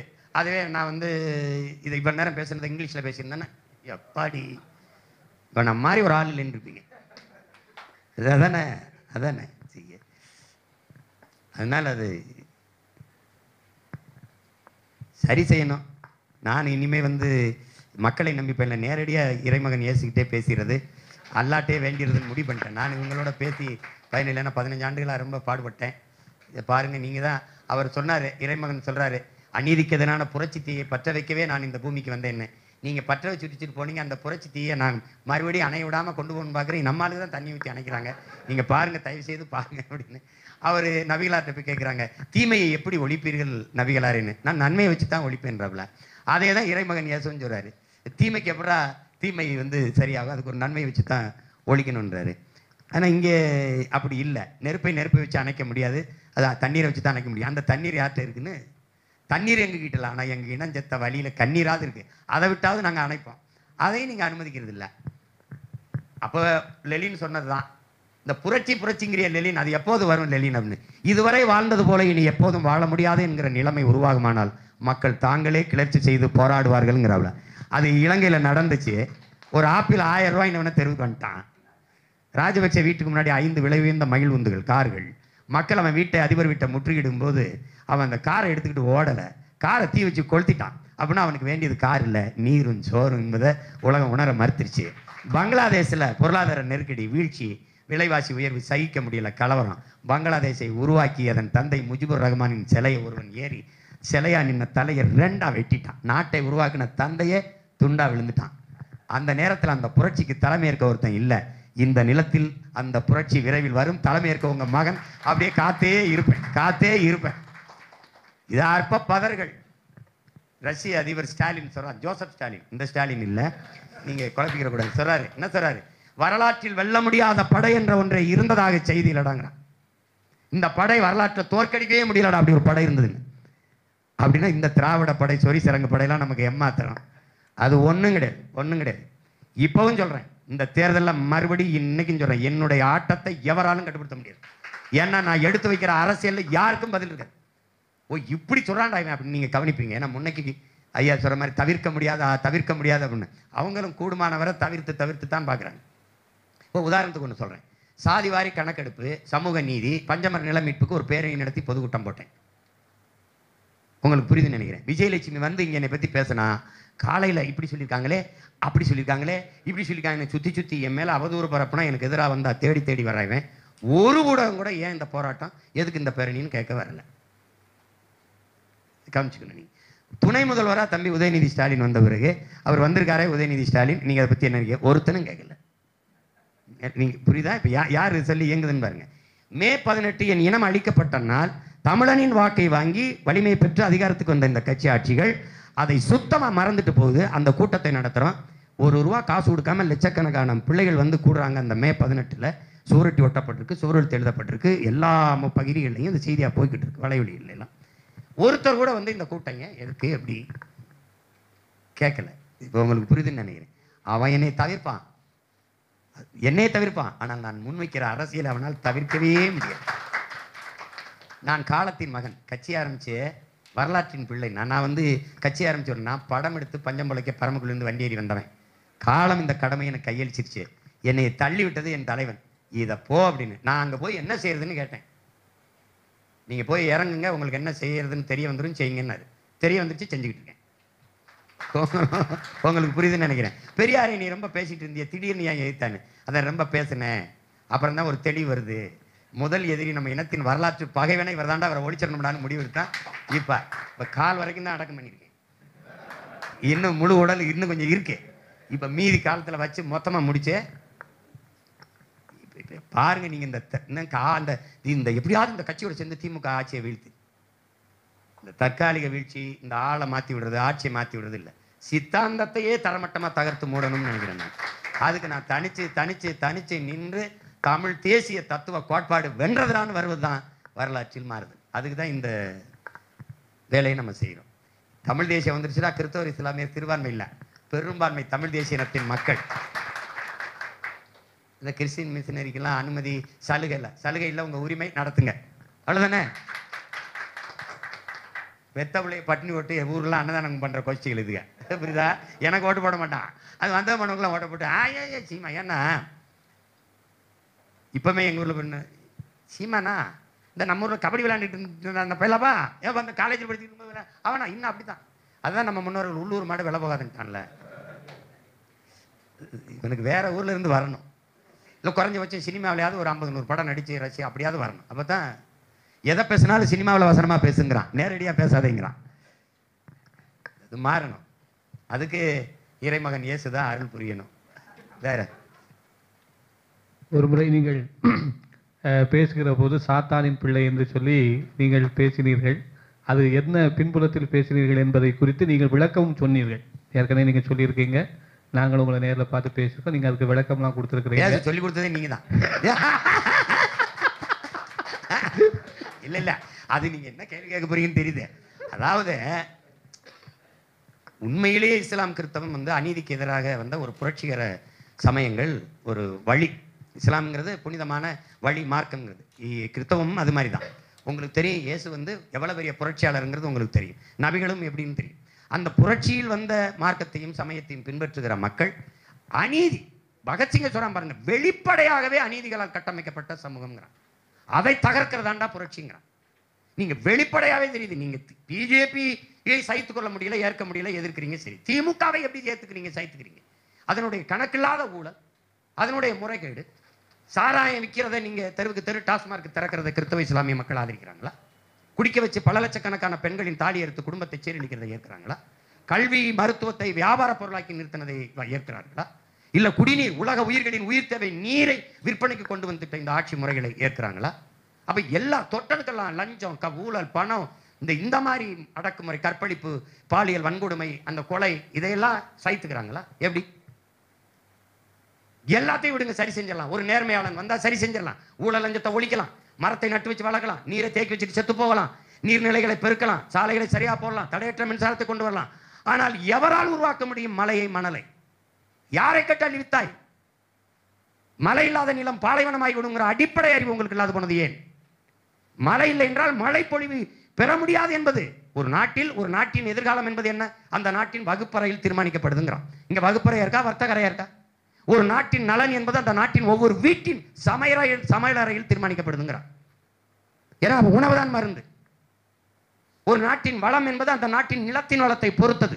அந்த நாட்டின் நிலத்தின் வளம் என்பது அந்த நாடு பெறுகிற நீரின் வளத்தை பெறுகிறது. அந்த நாடு பெறுகிற நீரின் வளம் என்பது அந்த நாடு பெறுகிற மழையின் வளத்தை பொறுத்து அமைகிறது. அந்த நாடு பெறுகிற மழையின் வளம் என்பதே அந்த நாடு பெற்றிருக்கிற மலைகளின் வளத்தை பொறுத்து அமைகிறது. இதானே? நீ மலையவே மணலாக்கி நொறுக்கி விற்கிற. தாயின் மாறை அறுத்து கரிசமைச்சு சாப்பிட எவனாவது விரும்புவானா? அப்ப பூமி தாயின் மலை மார்பை எப்படி காசாக்குன நீ? எந்த ஜபத்துல, எந்த தொழுகையில, எந்த மந்திரத்துல எப்படி நீ உருவாக்குவ? அரையங்கள மலையை வளர்க்க முடியுமா? இறைமகன் இயேசு மலை பிரசங்கம் பண்ணார். முருகன் இருந்த இடம், மலை கொண்டிருக்கும் இடமெல்லாம் குடியிருந்தார். ஹீரா மலையில் தான் நபிகள் நாயகம் இறையருள் பெற்றார். அப்புறம் அந்த மலையை நோக்கி நீ எப்படி அனுமதிக்கிற? கன்னியாகுமரியில தான் அதிகம் எல்லாம் என்ன கணக்கில்லா ஆயர்கள் இதெல்லாம் இருக்கிறீங்க, எல்லா அருள் குருமார்கள்லாம் இருக்கிறீங்க. என் தாயின் மாற அறுத்து கொண்டு போறான். ஒரு கேள்விதானே, ஒரே கேள்விதானே. மேற்கு தொடர்ச்சி மலையின் தொடக்கம் எங்கே? கேரளா. விழிங்கம் துறைமுகம் இருக்கு அவனுக்கு. கேரளாவில் கட்டுமானங்கள், தனியார் அரசு கட்டுமானங்கள் யாருக்கு? அவனுக்கு. கேரளாவில் மலை இருக்கும்போது அவன் மலையை நொறுக்கி எம்சாண்டு, ஆறு இருக்கும்போது ஆத்து மணலை அள்ளி அவன் ஏன் விற்கல? அவன் ஏன் பயன்படுத்தல? அவன் ஏன் மலையை நொறுக்கி எம்சாண்டாக்கல, மலை மணலாக்கல? அவன் அடுத்த மாநிலத்தில் வந்து கன்னியாகுமரியில் என்னுடைய மேற்கு தொடர்ச்சி மலையை வெட்டி கற்களையும் மணலையும் கொண்டு போக தேவை என்ன? அவன் மலையை பாதுகாப்பாக வைத்து என் மலையை அறுக்க காரணம் என்ன? என் மலையை அறுக்க இவர்கள் எப்படி அனுமதி கொடுத்தார்கள்? ஏன்னா அவனுக்கு பெத்தவன் அப்பன், எனக்கு 50 ஆண்டுகளா மத்தவனே அப்பன். இவனுக்கு நிலமும் அல்ல, இவன் மலையும் அல்ல, இவனை பத்தி கவலையும் இல்லை. அங்க ஒரு அமைச்சர் இருக்கிறார், மனோ தங்கராஜ். அவர் சொல்றார், இந்த கற்களை மணலை அள்ளி கொண்டு போகும்போது நிறைய விபத்துகள் உருவாகிறது, அதனால் சாலையை கொஞ்சம் அகலப்படுத்தி போட்டு தர வேண்டும் என்கிறார். இந்த கத்தியை வச்சு குத்துறதுக்கு 10 குத்து குத்த வேண்டி இருக்கு, கொள்றதுக்கு பெரிய கத்தியா கொடுத்துட்டீங்கன்னா ஒரே குத்தா குத்திடுவோம். எப்படி இருக்கு பாருங்க. அப்ப இது எது? நீங்க எதை விட்டு விட்டு போக போறீர்கள்? உங்கள் பிள்ளைகளுக்கு இந்த பூமி உங்களுடையதா, உங்க சந்ததியினுடையதா? இந்த பூமி மனிதனுக்கு மட்டுமானதா, பல கோடிக்கணக்கான உயிர்களின் உடமையா? யாருமே பேசாம போனா எப்படி? அப்ப ஐயோ நாள் அப்பா நாள் எப்படி வரும்? இந்த நாடை குப்பை மேடா. பூமி எல்லாத்தையும் தந்த பூமி தாய்க்கு நீங்க தந்தது என்ன? குப்பையை முகத்துல கொட்டினீங்க, நச்சு குண்டுகளை தலையிலையும் மார்பிளையும் கொட்டினீங்க. வேற என்ன பண்ணீங்க? எல்லாத்துக்கும் மாற்று இருக்குல்ல. மீத்தேன் உங்களுக்கு என்ன? ஹைட்ரோ கார்பன் வேணும், எரிகாற்று வேணும், பயோகேஸ் வேணும், அவ்வளவுதானே. உங்களுக்கு காற்று வேணும். மக்கிய இலைதலை கழிவு, ஆடு மாட்டு சாணி, மனித கழிவுல இருந்து எவ்வளவு வேணும்னாலும் பயோகேஸ் எடுத்துக்கிற முடியும்னு இயற்கை இருக்கும்போது எதுக்கு பூமி தாய் நீரை கொலையா இருத்த? எதுக்கு இதயத்தை நோண்டுன? சூழலுக்கு எந்த கேடு இல்லாமல் காற்றாலைகளையும் சூரிய ஒளியையும் கடல் அலைகளையும் மின்சாரம் தயாரித்துக்க முடியும் போது எதுக்கு நிலக்கரி அணு உலையை தோன்ற, நிலக்கரி தோன்ற? எதுக்கு அணு உலை? அணு உலை கண்டுபிடிக்கப்பட்டது மின்சார உற்பத்திக்கா, இல்ல மின்சாரம் கண்டுபிடிக்கப்பட்டது அணு உலையாலையா? பதில் யார் வச்சிருக்கா? கேரளாவுக்கு அந்த அணு உலை ஏன் நிலத்துக்கே வந்தது? கேரளா அதை வைக்க தன் நிலத்தில் ஏன் மறுத்தது? மறுத்தவன் யார்? இதே காங்கிரஸும் கம்யூனிஸ்டும். இங்க வைன்னு சொன்னவன் யார்? இதே காங்கிரஸும் கம்யூனிஸ்டும். அப்ப எப்படி இந்த அரசியலை புரிந்து கொள்வீங்க? அப்ப திராவிட கட்சிகள் யாருக்கு நிக்குது? கச்சத்தீவு பறி போனது, எடுத்துட்டு போனது யாரு? இந்திரா காந்தி, காங்கிரஸ். எடுத்துட்டு போகும்போது இங்க அதிகாரத்தில் இருந்தது யாரு? ஐயா கருணாநிதி. அப்புறம் கச்சத்தீவு எனக்குன்னா கடல் தூரம் அதிகம், கச்சத்தீவு அவனுக்குன்னா அவனுக்கு கடல் தூரம் அதிகம். இந்த அடிப்படை தெரியாது? காவிரியில் நதிநீர் தரமாட்டான், முல்லை பெரியாற்றில் நதிநீர் தரமாட்டான். ஆனா என்னுடைய பழுப்பு நிலக்கரி எல்லாம் இருக்கும், என்னுடைய மீத்தேன் எல்லாம் இருக்கும், அணு உலையில் தயாரிக்கப்படுற மின்சாரம் எல்லாம் இருக்கும். என்னுடைய வளங்கள் பொதுமை, அவரவர் வளங்கள் அவரவர்க்கே. ஆனா நாங்க இந்தியனா இருந்துடணும், நீங்க கன்னடரா, மலையாளியா, தெலுங்கரா, பீகாரியா, குஜராத்தியா இருந்துருவீங்க. நாங்க தமிழர்கள்னா பாசிசம், நாங்க தமிழ் தேசம் பேசுறது பாசிசம். என் டி ராமராவ் தெலுங்கு தேசம்னு கட்சி வைக்கும் போது என்னத்தை கிழிச்சிங்க? எதுக்குடா நீங்க அவனோட வந்து கூட்டணி வச்சிங்க? தெலுங்கு தேசம் கட்சியோட இப்ப பிஜேபி கூட்டணி வச்சிருக்குல்ல. அப்ப நான் பேசுற தமிழ் தேசம் பாசிசம், செப்பரேட்டிசம்னா, தேச துரோகம்னா, அப்ப தெலுங்கு தேசம்னே கட்சி பேர் இருக்கு, அது அதோட என் கூட்டணி வைக்கிற? ஏன் வைக்கிற? சாபவன் தமிழன்னா சைத்துக்கலாம், என் ரத்தம் அவனுக்கு சுவைக்கும், என் மரணம் அவனுக்கு இனிக்கும், எங்கள் ஒப்பாரியும் ஓலாவும் அவனுக்கு இசை போல ரசிக்கும், ருசிக்கும். எதுக்கு எனக்காக நின்றுருக்கான்? எதுக்கு நின்றுருக்கான் இந்த திராவிடன்? அவன் என் உரிமையெல்லாம் பறிச்சுட்டு போவான், இவன் என் உரிமையெல்லாம் பறி கொடுத்துட்டு என்னை பசப்பி அப்படி ஏமாத்துவான். ஒன்னா பிச்சை போடுவான். எனக்கு உலகத்துக்கு சோறு போட்ட ஒரு இனம் 6 சோறு வடிச்ச தண்ணி 6ஆ ஓடிச்சுங்கிறான். விருந்தோம்பல்ல உலகத்துக்கு கற்றுக் கொடுத்த பேரினத்தின் மக்கள் நாங்கள். இருந்தோம்பி இல்வாழ்வதெல்லாம் விருந்தோம்பி வேளாண்மை செய்தல் பொருட்டுன்னு குரல் இருக்கு எனக்கு. வேதம் என்னுடைய தமிழ் மறை போதிக்குது. எவ்வளவு பெருமை கொண்ட ஒரு இனத்தின் மக்களை இலவச அரிசிக்கு கையேந்த வச்சவங்க இவங்க. என்ன வளர்ச்சி இருக்குது சொல்லுங்க, என்ன முன்னேற்றத்தை கண்டுட்டீங்க சொல்லுங்க. ஒரே ஒரு பண்டிகை தான் அவனுக்கு இருக்கு, தேசிய பண்டிகை பொங்கலுக்கு. அதுக்கு 1/2 கிலோ அரிசி, ஒரு சக்கரை, 1 முளை கரும்பு. இது கூட பண்ண முடியல, இது கூட ஈட்டிக்க முடியல அந்த மக்களால. குடும்ப தலைவிக்கு 1000 ரூபாய் குடிக்க வச்சு கொண்டு விட்டு நீ வந்து சாராயத்தை வித்துட்டு ஒரு நாடு சட்டம் ஒழுங்க பேசுது. இது என்னன்னு பேச முடியும் சொல்லுங்க நீங்க. உலகத்துல எங்கேயாவது கள்ள மதுன்னு சொல்லி பார்த்திருக்கீங்களா? எந்த மாநிலத்தில் கல் இல்லை? எந்த மாநிலத்தில் இல்லை? புதுச்சேரி இருக்கு, ஆந்திரா இருக்கு, கேரளா இருக்கு, இந்தியாவில் எல்லா மாநிலத்திலும் இருக்கு. இந்த மாநிலத்தில் மட்டும் கல் ஏன் மதுவாச்சு? அந்த கேள்வியை நமக்கு வரல. கல் உணவின் ஒரு பகுதி, அது ஒரு மூலிகை சார், எந்த கலப்படம் இல்லாம இருக்கிற ஒரு மூலிகை சார். நீங்க எல்லா நாட்டுக்கும் ஒரு தேசிய மதுபானம் இருக்கு, ஒயின் இருக்கு, ரம் இருக்கு, ஜின் இருக்கு, வோட்கா இருக்கு. அது மாதிரி தமிழ் தேசிய இனத்திற்கு என்று இந்த மது, இந்த பனம்பால், தென்னம்பால், இது மூலிகை சார் நம்ம சொல்றோம். அந்த கல்லை நீ மது என்று ஏன் அறிவிச்ச? கல் உணவின் ஒரு பகுதின்னு இந்திய அரசியலமைப்பே சொல்லுது, அரசியல் சாசனமே சொல்லுது. அப்ப ஏன் அப்படி அவ்வையும் அதிகமானும் கல் உண்டு உண்டு பேசிக் கொண்டிருந்தார்கள்னு சங்க இலக்கியம் இருக்குது. இப்போ எங்களுடைய வாழ்வியல் மரபிலே அது வந்திருக்குது. அதை எப்படி நீ மதுவாக்குன? ஏன் மதுவாச்சு? ஏன்னா இந்தியாவை ஆண்ட எந்த மாநில முதலமைச்சருக்கும் சாராய ஆலைகள் இல்லை. இவங்க 2 பேருக்கும் மாறி பெரிய பெரிய ஆலைகள் இருக்கிறதுனால கள்ளுக்கடையை திறந்து விட்டா அவன் 2 செம்பு 3 லிட்டர் 2 லிட்டர் குடிச்சிட்டு வீட்டுக்கு போயிடுவான். இந்த வியாபாரம் படுத்துக்கிறோம், இந்த வியாபாரம் தோத்து போயிடும், வருவாய் குறைஞ்சு போயிடும்ட்டு கள்ள மதுன்னு தடை பண்ணிட்டு பீர் பிராண்டி விஸ்கி ரம்மச்சின்னு எல்லாம் கோயில் தீர்த்தம் போல புனித நீர் போல திறந்து வச்சுக்கிட்டு அரசு பள்ளிக்கூடங்களுக்கு கல்லூரிகளுக்கு வர மாணவர்களின் எண்ணிக்கை குறையுதே, ஏன் ஆய்வு செய்யுங்கன்னு சொல்லாம சேலம், திருநெல்வேலி, கன்னியாகுமரி, ராமநாதபுரம் இந்த மாவட்டங்கள் எல்லாம் குடிக்க வருகிறவர்கள் எண்ணிக்கை குறையுதே, அது ஏன் ஆய்வு செய்யுங்கன்னு மாவட்ட ஆட்சியர் டாஸ்மார்க் விற்பனை மேலாளர்களை கூட்டம் போடுறாருன்னா இந்த நாட்டை எங்கே கொண்டு போயிட்டு இருக்கான் திராவிடன்? தெருவுக்கு 2 படிப்பங்க இருக்க வேண்டிய தெருவுக்கு 2 குடிப்பங்க இருக்கு. பள்ளிக்கூடம் கட்டிட்டு வீட்டுக்கு போறான், பிள்ளையை தட்டு வச்சு சாப்பிட்டு மேலே கூரை இருந்து டக்குன்னு சோத்து தட்டில் விழுது, தலையில் விழுந்தா செத்து போயிருக்கும். இவங்களை வச்சுக்கிட்டு இந்த அநீதியை எதிர்க்காம அக்கிரமத்தை எல்லாத்தையும் சைத்து என்ன இருந்தாலும் திமுக கல்லூரியில் ஜெப வழிபாட்டில் ஆயர்கள் அருள் தந்தைகள் எல்லாம் நம்ம திமுகவுக்கு போடணும், திமுக போடணும். அது வல்ல உங்க வேலை. சரின்னு நீங்க அரசியலை கற்பீங்க, எது சரிதோ எது உங்களுக்கு மனச்சான்றுக்கு சரின்னு படுதோ அதுக்கு வாக்களிக்குன்னு தான் சொல்லணும். இவருக்கு போடுங்க அப்படின்னா எப்படி? அது கூட சொல்லுங்க. நாம் தமிழருக்கு போடாதேன்னு சொல்ல நீங்க யாரு? உங்களுக்கு யார் அந்த உரிமை கொடுக்கறது? ஏன் எனக்கு போடக்கூடாது? காரணம் 10 ஆண்டு நாட்டை கொடுத்தா நாசம் பண்ணிட்டாப்ல, ஊழல் லஞ்சத்தில் ஊறி தெளிச்சிட்டாப்ல, வளங்களை எல்லாம் கொள்ளையடிச்சு கொடுத்துட்டாப்ல. அப்படி ஏதாவது ஒரு குற்றச்சாட்டு சொல்லு. கொலை நடந்தது கண்டுக்கல, சாதி கொலை நடந்தது கண்டுக்கல, கணக்கில்லாத வன்புணர்வு கொலைகள் அப்படி ஏதாவது இருக்கா? இதெல்லாம் தடுக்க போராடுற மகனுக்கு உதவாம நீ வந்து அவன் செஞ்சுக்கிட்டு அநியாயம் செஞ்சு இல்லை அவங்களுக்கு தான் போடு. அந்த திமிரில் தான் ஆட்டம். வாக்குக்கு காசு கொடுக்கிறதை உண்மையிலே இறையச்சத்தோடு இறைமகன் இயேசுவை வணங்குகிற நீங்கள், ஜெபிக்கிற நீங்கள், வாக்குக்கு காசு கொடுத்து வாக்கை பறிக்கிற அந்த வாங்குகிற முறையை ஏற்கிறீர்களா? இது நேர்மையான ஆட்சியை உருவாக்குமா? இந்த நாட்டில் ஆகப்பெரும் இறைப்பணியை நல்ல அரசியலை உருவாக்குவதும் நல்ல ஆட்சியை அமைய செய்வதும் தான். அதை செய்யறதை விட என்ன ஆகச்சிறந்த இறைப்பணி இருக்க முடியும்? என்ன இருக்க முடியும் சொல்லுங்க. படிக்க முடியாத குழந்தைகளை படிக்க வைக்கிறீங்க, சேவை. வயது முதிர்ந்தவர்களை கைவிட்டு விட்டார்கள் பெற்றவர்கள் பிள்ளைகள், பாதுகாக்கிறீங்க, சேவை. மரக்கண்டுகளை நடுகிற சில தொண்டு நிறுவனங்கள் செய்து அது சேவைதான். ஆனால் நல்ல அரசியலையும் நல்ல ஆட்சியும் அமைய விட்டால், உருவாக்கி விட்டால் இதெல்லாம் அரசே செய்யுமே. அதை விட்டுட்டு இங்க கல்லூரிக்கு பேச போனால் தயவு செய்து அரசியல் பேசாது. அரசியலை கற்பிக்காது கல்வியே இல்லை. அரசியலை விட ஆகச் சிறந்த கல்வியே உலகத்தில் இல்லை. உலகத்தில் அரிஸ்டாட்டிலை விட பிளாட்டோவோட அறிஞன் உண்டா? மன்னர் பிலிப்ஸ் தன்னுடைய சொத்துக்களை எல்லாத்தையும் மக்களுக்கு தாரை வார்த்து கொடுக்குறான். எனக்கு இந்த சொத்துக்கள் தேவையில்லை, என் மக்களை எடுத்துக்கிறேங்க. மக்கள் கேட்குறாங்க, என்ன எதற்காக மன்னரை எல்லாத்தையும் எங்களுக்கு கொடுக்குறீங்க? என் மகன் அலெக்சாண்டருக்கு என்னுடைய ஆசான் அரிஸ்டாட்டில் பாடம் நடத்துறேன்னு சொல்லிட்டான், அவன் கற்றுக் கொடுக்குறேன்ட்டான், அவன் ஆசிரியராக இருந்து என் மகனுக்கு படிப்பிக்கிறேன்னு சொல்லிட்டான். அதை விட செல்வம் எனக்கு சிறந்தது ஒன்று இல்லை, நீங்க எடுத்துக்கிறீங்க, என் மகனை அரிஸ்டாட்டில் உருவாக்கிடுவான்ட்டான். அந்த அரிஸ்டாட்டில் சொல்றான், அரசியல் வேண்டாம் என்று நீ விலகி நிற்கலாம், ஆனால் அரசியல் உன்னை விட்டு ஒருபோதும் விலகாதுங்கிறான். அதை கற்பிச்சிருக்கா? அப்புறம் அரசியல் வேண்டாம் என்று நீ விலகி நின்றால் எவனை அருவிருக்கிறவன் ஆட்சிங்கிற வாழ நேரிடுங்கிறான் பிளாட்டோ. இதை கற்பிச்சமா? அரசியல் என்ற எண்ணம் இல்லாதவன் மனிதனாக இருக்க முடியாதுங்கிறார் காந்தி. காந்தின்னு மூச்சு வாந்தி எடுத்து விடுவானே ஒழிய அதை பேசுறானா? இல்ல.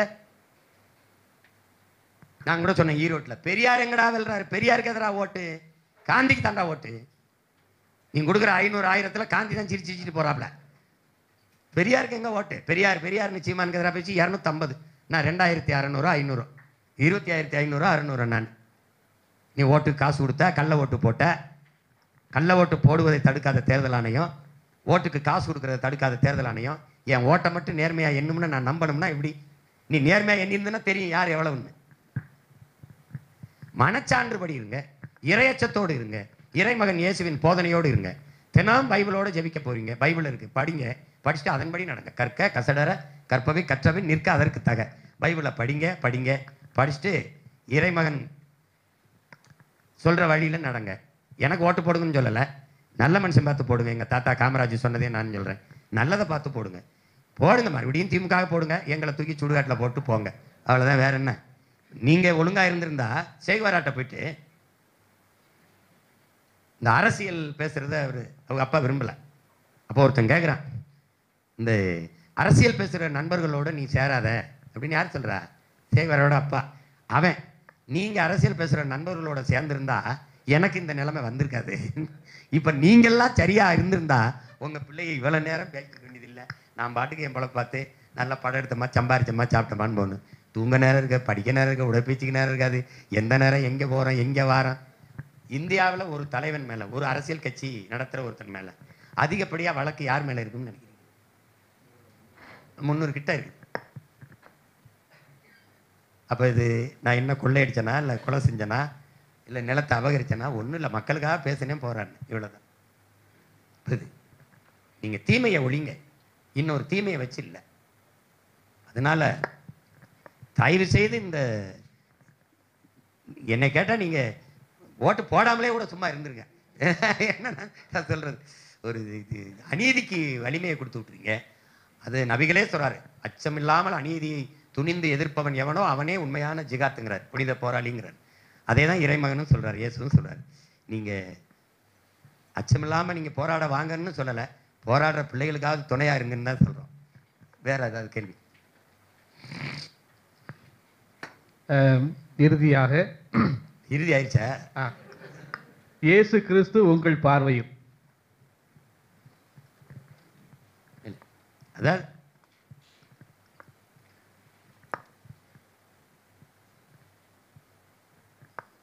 ஒரு பேரன்பின் பெருவடிவம் உங்களுக்கு தெரியும்.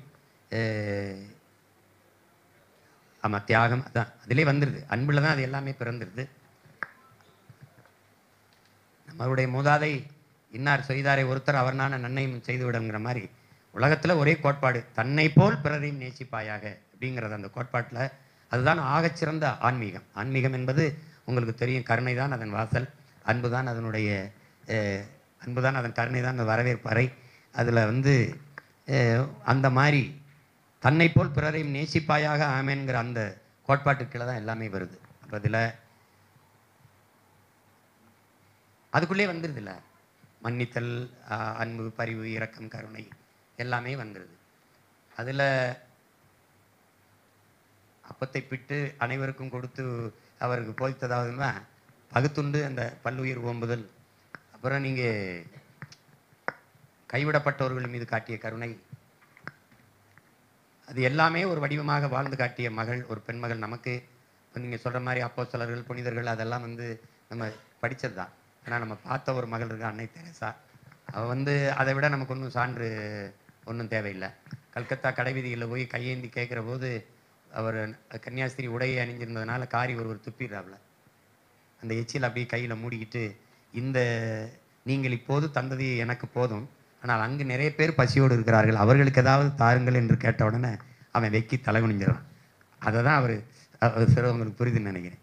அதை தான் பகைவனுக்கும் அருள்வாய் நன்னெஞ்சேன்னு பாரதி பாடினது அதிலிருந்து தான்.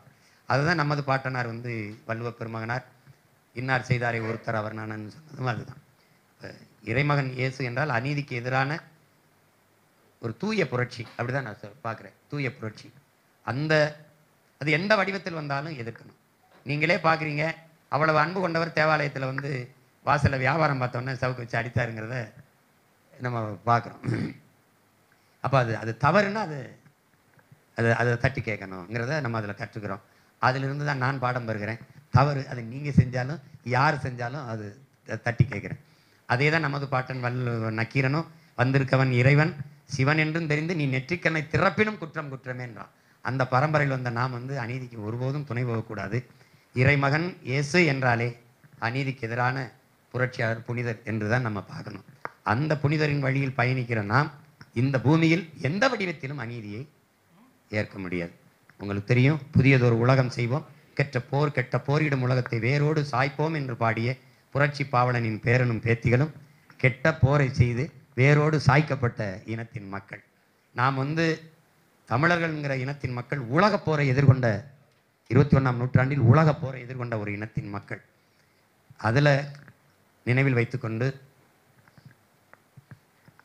தீமையை சகிக்காது உண்மைக்கும் நேர்மைக்கும் நன்மைக்குமாக நாம் நிற்கணும். அப்படி நிற்கிற பெருமக்கள், அதற்காக அரசியல் களத்தில் நிற்கிற நீங்கள் இறைப்பணியில் நிற்கிறீர்கள், நாங்கள் இந்த அரசியல் பணியில் மக்கள் களத்தில் நிற்கிறோம். அதற்கு நீங்கள் இயன்றவரை துணை நிற்கணுங்கிறது தான் என்னுடைய அன்பான வேண்டுகோள், விருப்பம்.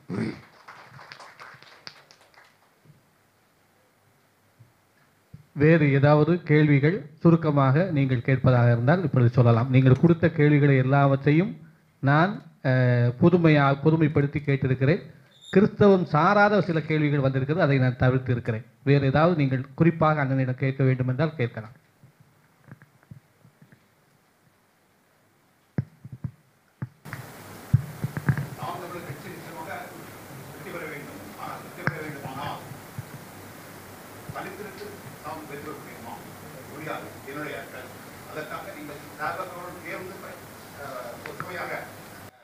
ஐயா, இந்த கேள்விக்கும் இந்த கூட்டத்திற்கு சம்பந்தம் இல்லை. உட்கார்ந்து அரசியல் இல்லை, அது தனிச்சு நின்று வெல்ல முடியாதுன்னு நீங்க சொல்றதை நான் ஏற்கல. அது அவர் தனிச்சு நின்று வெல்ல முடியாதுன்னு சொல்லக்கூடாது. தத்துவம் இல்லாமல் தான் வெல்ல முடியாதே ஒழிய தனிச்சு நின்று வெல்ல முடியாதுன்னு ஒன்றும் இல்லை. தனிச்சு நின்று அரவிந்த் கெஜ்ரிவால் வெல்ல முடியும். தனிச்சு நின்று 37 இடம் அம்மையார் ஜெயலலிதா நாடாளுமன்றத்துக்கு வெல்ல முடியும் 2014. நம்மளால் வெல்ல முடியாதுன்னு ஏன் சொல்றீங்க? அப்படி ஒரு கோட்பாட்டை நீங்கள் இவங்க அப்படியே சொல்லி உங்கள் மனநிலைக்குள்ள அதை தள்ளிட்டாங்க. தனிச்சு நின்று வெல்ல முடியாதுன்னு நம்ம சொல்லவே கூடாது. நீங்கள் பார்த்துக்கிட்டே இருங்க, இறைமகன் இயேசு சாட்சியாக சொல்கிறேன், தனிச்சு நின்று இந்த மகன் வெல்லுவேன். நீங்கள் பாருங்க, நீங்கள் பார்த்தே இருக்கீங்க. தனிச்சு நின்று நான் தனிச்சு நிற்கிறேன்னு யார் சொன்னது? தனிச்சு நிற்கிறேன். பல லட்சக்கணக்கான பல கோடிக்கணக்கான தமிழ் மக்களோடு சேர்ந்து நிற்கிறேன். 36 லட்சம் மக்கள் எனக்கு வாக்கு செலுத்தி நாங்கள் உன்னோடு இருக்கிறோம்னு கேட்டுக்காங்க. ஒரு சித்தாந்தத்தோடு சினிமா சேருவது சரி, ஒரு சினிமாவோடு உயர்ந்த சித்தாந்தம் போய் சரணடைவது சரியாக வராது. பிரபாகரன் என்ற ஒரு பெருந்தலைவனை தலைவனாயிட்டு அவன் மகன் போய் இன்னொருத்தரோட போய் நிற்கிறது சரியா வராது. ஏன்னா எங்களை ஏற்றுட்டு எங்களோட வாங்க வரணும். அவர் முதல்ல பெரியாரை கீழே விட்டு வரணும். நீங்க பெரியார் கொள்கை வழிகாட்டினா பெரியாரின் எந்த கொள்கையை ஏற்கிறீங்கன்னு கேட்டால் எனக்கு விளக்கம் சொல்லணும். எந்த கொள்கை? சாதிய ஒழிப்பு. ஒழிஞ்சிருச்சா சாதி? சாதி ஒழிப்புக்கும் பெரியாருக்கு என்ன சம்பந்தம் இருக்கு? பெண்ணிய உரிமை. எது பெண்ணிய உரிமை? நான் இருக்கும்போது என் மனைவிக்கு வேறொரு ஆண்மகனோட விருப்பம் ஏற்பட்டு இச்சை வந்தால் அந்த ஆண்மகனோட போய் உறவு வைத்துக் கொள்வதை குற்றமாக கருதக்கூடாது என்று 1977 சேலம் மாநாட்டில் 3வது தீர்மானமாக போட்டிருக்காப்ல. இதான் நீங்கள் பெற்றுக் கொடுத்த பெண்ணிய உரிமையை? உனக்கு அந்த ஆண்மகனோட வாழ விருப்பம் இல்லைன்னா சட்டப்படி போய் மனமுறிவை பெற்று பிடித்த ஆண்மகனோடு போய் இணைந்து வாழுன்னு சொல்றது வேணா சீர்திருத்தம் மாறுதல்னு சொல்லலாம். புருஷன் இருக்கும்போதே உனக்கு விருப்பப்பட்ட ஆம்பளையோட போய்க்க அதை சமூகம் குற்றமாக கருதக்கூடாதுன்னு பரிந்துரைக்கிறத ஏற்குதா அந்த சமூகம்? முதல்ல என் மொழியை சனியன் சொல்ல நீ யாரு? தமிழை சனியன் சொன்னவன் தான் எனக்கு சனியன், அவனை ஒழிப்பேன். அப்படித்தானே நீங்க வரணும். ஒரு தமிழ் மகனா தானே வரணும். தாயை பழித்தவனை யார் தடுத்தாலும் விடாதே, தமிழை பழித்தவனை தாயை தடுத்தாலும் விடாதேங்கிறான் புரட்சி பாவலன். அதுல எனக்கு பெரியார் என்ன சிறியார் என்ன எவர் வந்தாலும் எதிரி தான். அதுல போய் அதெல்லாம் ஏற்க முடியாது. எனக்கு யார் துணையும் தேவையில்லை. உலக நாடுகள் 20 நாடுகள் படையெடுத்து வரும்போது என் தலைவன் எந்த நாட்டு படையும் துணைக்கு அழைக்கலை. புரியுதா உங்களுக்கு? கூட்டத்தில் நிற்கிறதுக்கு எவனுக்கும் வீரமும் துணிவும் தேவையில்லை. தனிச்சு நிற்கத்தான் துணிவும் வீரமும் தேவைப்படுது. நாங்கள் வீரர்கள் துணிஞ்சு நிற்கிறோம். நான் என் மக்களை முழுமையாக நம்புறேன், நேசிக்கிறேன், நிற்கிறேன். 36 லட்சம் நாளைக்கு 1,20,00,000 மாறாதுன்னு நீங்கள் எப்படி சொல்லுவீங்க? 4.5 லட்சத்திலிருந்து 36 லட்சத்துக்கு வந்தவன் இந்த 36 லட்சத்தை 76 லட்சம் 66 லட்சமா உயர்த்த முடியாதா என்ன? இந்தியாவை யார் ஆள்றது? அது மோடியா ராகுலா? அதிலேயே என்ன தேர்ந்த மக்கள் தமிழ்நாட்டை யார் ஆள்றதுன்னு தன் மகனை இந்த வாட்டி நிராகரிக்க மாட்டான். பார்க்கத்தானே போறீங்க. நீங்க இந்த கேள்வியை கேட்டது தப்பு அப்படின்னு ஒரு நாள் உணர்வீங்க. அடுத்து கிறிஸ்துவ மக்கள் திராவிட முன்னேற்ற கழகத்தை ஆதரிக்கிறார்கள் ஒரு குற்றச்சாட்டு வைக்கிறீங்க. ஆனா உங்களை ஆதரிக்கிறதுக்கு நீங்க என்ன பண்ண போறீங்க என்பதை நீங்க எத்தனை இருக்கு உங்களுக்குன்னு கிறிஸ்தவர்களுக்குன்னு தனியா ஒண்ணு பண்ணணுமா என்ன? அப்படி கிடையாது. கிறிஸ்தவர்கள் இல்ல, நான் உங்ககிட்ட கேட்க கிறிஸ்தவர்களுக்கு என்று என்ன தேவை இருக்கு சொல்லுங்க. அதை சொல்லுங்க, செஞ்சு ஒண்ணு சொல்லுங்க. தேவாலயங்கள் இடிக்கப்படுது, அழிக்கப்படுது, பைபிள் எரிக்கப்படுது. சரி, பைபிள் எரிக்கப்படுது, இடிக்கப்படுது, யாரோட ஆட்சியில? நான் கேட்கறதுக்கு பதில் சொல்லுங்க. நான் கேட்க அவங்கள குற்றச்சாட்டுறீங்க. அண்ணன் சீமானுடைய குரல் கிறிஸ்தவர்களுக்கு என்ன அதான் நினைக்கிறேன். அது அவங்கள சொல்றீங்க, இவங்கள சொல்றீங்க. இந்த கூட்டம் நாங்க எதுக்காக ஏற்பாடு பண்ணோம்னா நாம் தமிழர் கட்சியுடைய நிலைப்பாடு மக்களுக்கு போய் சேரணும் என்பதற்காக. இப்ப நீங்க கேட்டீங்க, நான் பதில் சொல்லணும்னா உட்காருங்க சார். கிறிஸ்தவ மக்களுக்கு இடையூறு வரும்போது எந்த இடத்தில் அந்த களத்தில் நாம் தமிழர் கட்சி நிக்கல? எந்த இடத்தில் அந்த மக்களுக்காக குரல் கொடுக்கல? இருங்க, புனித வெள்ளிக்கு நீ விடுமுறை விடுங்கிறத என்னை தவிர எவனுமே பேசல. எல்லாத்திற்கும் நாங்கள் மக்களோடு நிற்கிறோம். எங்களுக்கு அதுல இஸ்லாம், கிறிஸ்தவம், இந்துன்னு மதம் பிரிச்சு பார்க்கறது இல்லை. மொத்தமாவே நாடு மக்களின் நலன் பார்த்து தான் நாங்கள் இயங்குறோம். அதுல கிறிஸ்தவ மக்களுக்கு நீங்க எனக்கு வாக்கே செலுத்தாமல் அதிகாரமற்ற எளிய மகனாக வச்சுக்கிட்டு நீ வந்தால் என்ன செய்வாய் என்று கேட்குறீங்க. ஆனா வந்து ஒண்ணுமே நீங்க சொல்ற பைபிளை எரிக்கிறான், கோயிலை இடிக்கிறான், அந்த இடிக்க அனுமதிச்சவன் பைபிளை எரிக்க அனுமதிச்சவனுக்கு திருப்பி அதிகாரத்தை கொடுத்துட்டு நீ வந்தால் என்ன செய்வீங்கிறீங்க. இது போன்ற எந்த செயலும் வராமல் நான் தடுப்பேன். இந்த மக்களை பேரரணா நின்று பாதுகாப்பேன்.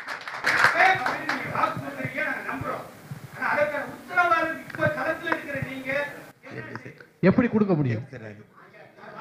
நீங்க வாய்ப்பு கொடுத்தாதானே செய்ய முடியும்.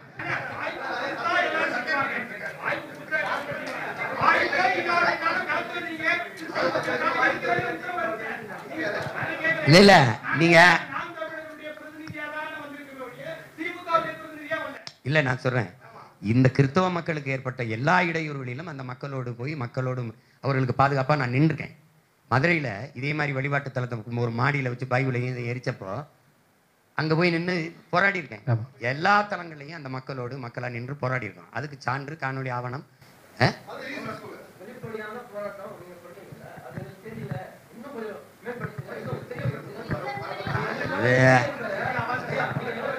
நாங்க வந்து போராடுறத வந்து ஊடகங்கள் வாயிலாக தான் உங்களுக்கு வந்து சேர்க்கணும். அது பெரிய ஊடகங்கள் செய்யறதில்லை. வலையொலிகள் இது இருக்கிறது தான் காட்டுது. அதை நீங்க அதிகமாக தேடி பார்க்கறது இல்லை. ஆனால் நீங்க கடந்த காலத்தில் நீங்க உங்களுடைய எண்களை கொடுங்க. நாங்கள் எந்தெந்த இடங்களெல்லாம் இந்த கிறிஸ்தவ மக்களுக்கு இன்னல் வந்த போது போராடி இருக்கோங்கிறத எடுத்து அனுப்புகிறோம். பாருங்க, நீங்க எந்த இடையூறாக இருந்தாலும் நாங்கள் களத்தில் மக்களுக்கு வந்து அந்த இடையூறை தடுத்து போராடுவோம், காத்து போராடுவோம். அதுக்கு அந்த உறுதியை தர முடியும். அவ்வளோதான் தர முடியும். நீங்கள் அதுக்கு என்னென்ன செய்வீங்க அப்படின்னா, வேணா நீங்கள் பெரிதும் நேசிக்கிற, நீங்கள் போற்றுகிற இறைமகன் இயேசு மேலே உறுதிட்டு சொல்கிறேன். நாங்கள் வந்து பேராரனா நின்று இந்த மக்களுக்கு நிற்போம். இவர்களைப் போல வாக்கை பெற்றுட்டு அந்த மக்களை வக்கற்றவர்களாக நிறுத்த மாட்டோம். போதுமா? சரி, நன்றி நன்றி நன்றி நன்றி நன்றி நன்றி நன்றி நன்றி. சரியான வார்த்தை. குறிப்பாக நம்ம நாகர்கோயிலில் கொஞ்சம் கவனிங்க. நாகர்கோயிலில் அண்ணன் சேவியர் அவருடைய கொலை, அந்த கொலையில நீங்க இந்த ஏன் சாத்தானின் பிள்ளைகள்னு சொன்னீங்க, கேட்டீங்க. ஆமா, அதாவது அநீதியை எதிர்த்து போராட வேண்டிய மக்கள், அநீதிக்கு எதிராக நிற்க வேண்டிய மக்கள், அநீதின்னு தெரிஞ்சும் தொடர்ச்சியா ஒரு முறை சகிக்கலாம், இருமுறை சகிக்கலாம், ஆனா தொடர்ந்து தொடர்ந்து தொடர்ந்து அந்த தீமையை செய்கிறவனுக்கே துணை நிற்பது எப்படி ஏற்பது? இப்போ மதுவை விற்பது ஒரு சாத்தானின் செயல்களை எல்லாம் பட்டியலிடுங்க. இல்ல, நான் சொல்றேன் தந்தையா, நான் ஒரு குடிமகனா கேட்கிறேன். சாத்தானின் செயல்கள், இது பேய் பிசாசு தீமையின் செயல்கள்னு ஒண்ணு சொல்லுங்க. மது விற்பது, கொலை செய்வது, ஊழல் லஞ்சம் பெறுவது, விபச்சாரம் செய்வது, அடுத்தவன் நிலத்தை அபகரிப்பது, வாக்குக்கு பணம், இதில் போய் சொல்வது, இதெல்லாம் இந்த மாதிரி எல்லாத்தையும் செய்யறது இந்த திமுக ஆட்சி, இந்த அதிமுக ஆட்சியா இல்லையா? கேட்கறதுக்கு பதில் சொல்லுங்க. இது சாத்தானின் வேலையா இல்லையா? அப்ப இறைவனை வழிபடுகிற இறை மக்கள் சாத்தானின் செயலுக்கு துணை நிற்பது, நீங்க இறை மக்களாக இருக்கிற இறை மகன் இயேசுவையும் இறை தூதர் நபிகளினுடைய வழியை பின்பற்றுகிற நீங்கள் சாத்தானின் பிள்ளைகள் மாதிரி இந்த சாத்தான்களில் செய்கிற வேலைக்கு துணை நிற்கிறீர்களேன்னு சொல்லதான் நான் வந்தேன். அதடே நீ பேசுறான்னு சொன்னதே உங்களை மாதிரி அருள் திரு குருமார்கள் தான்.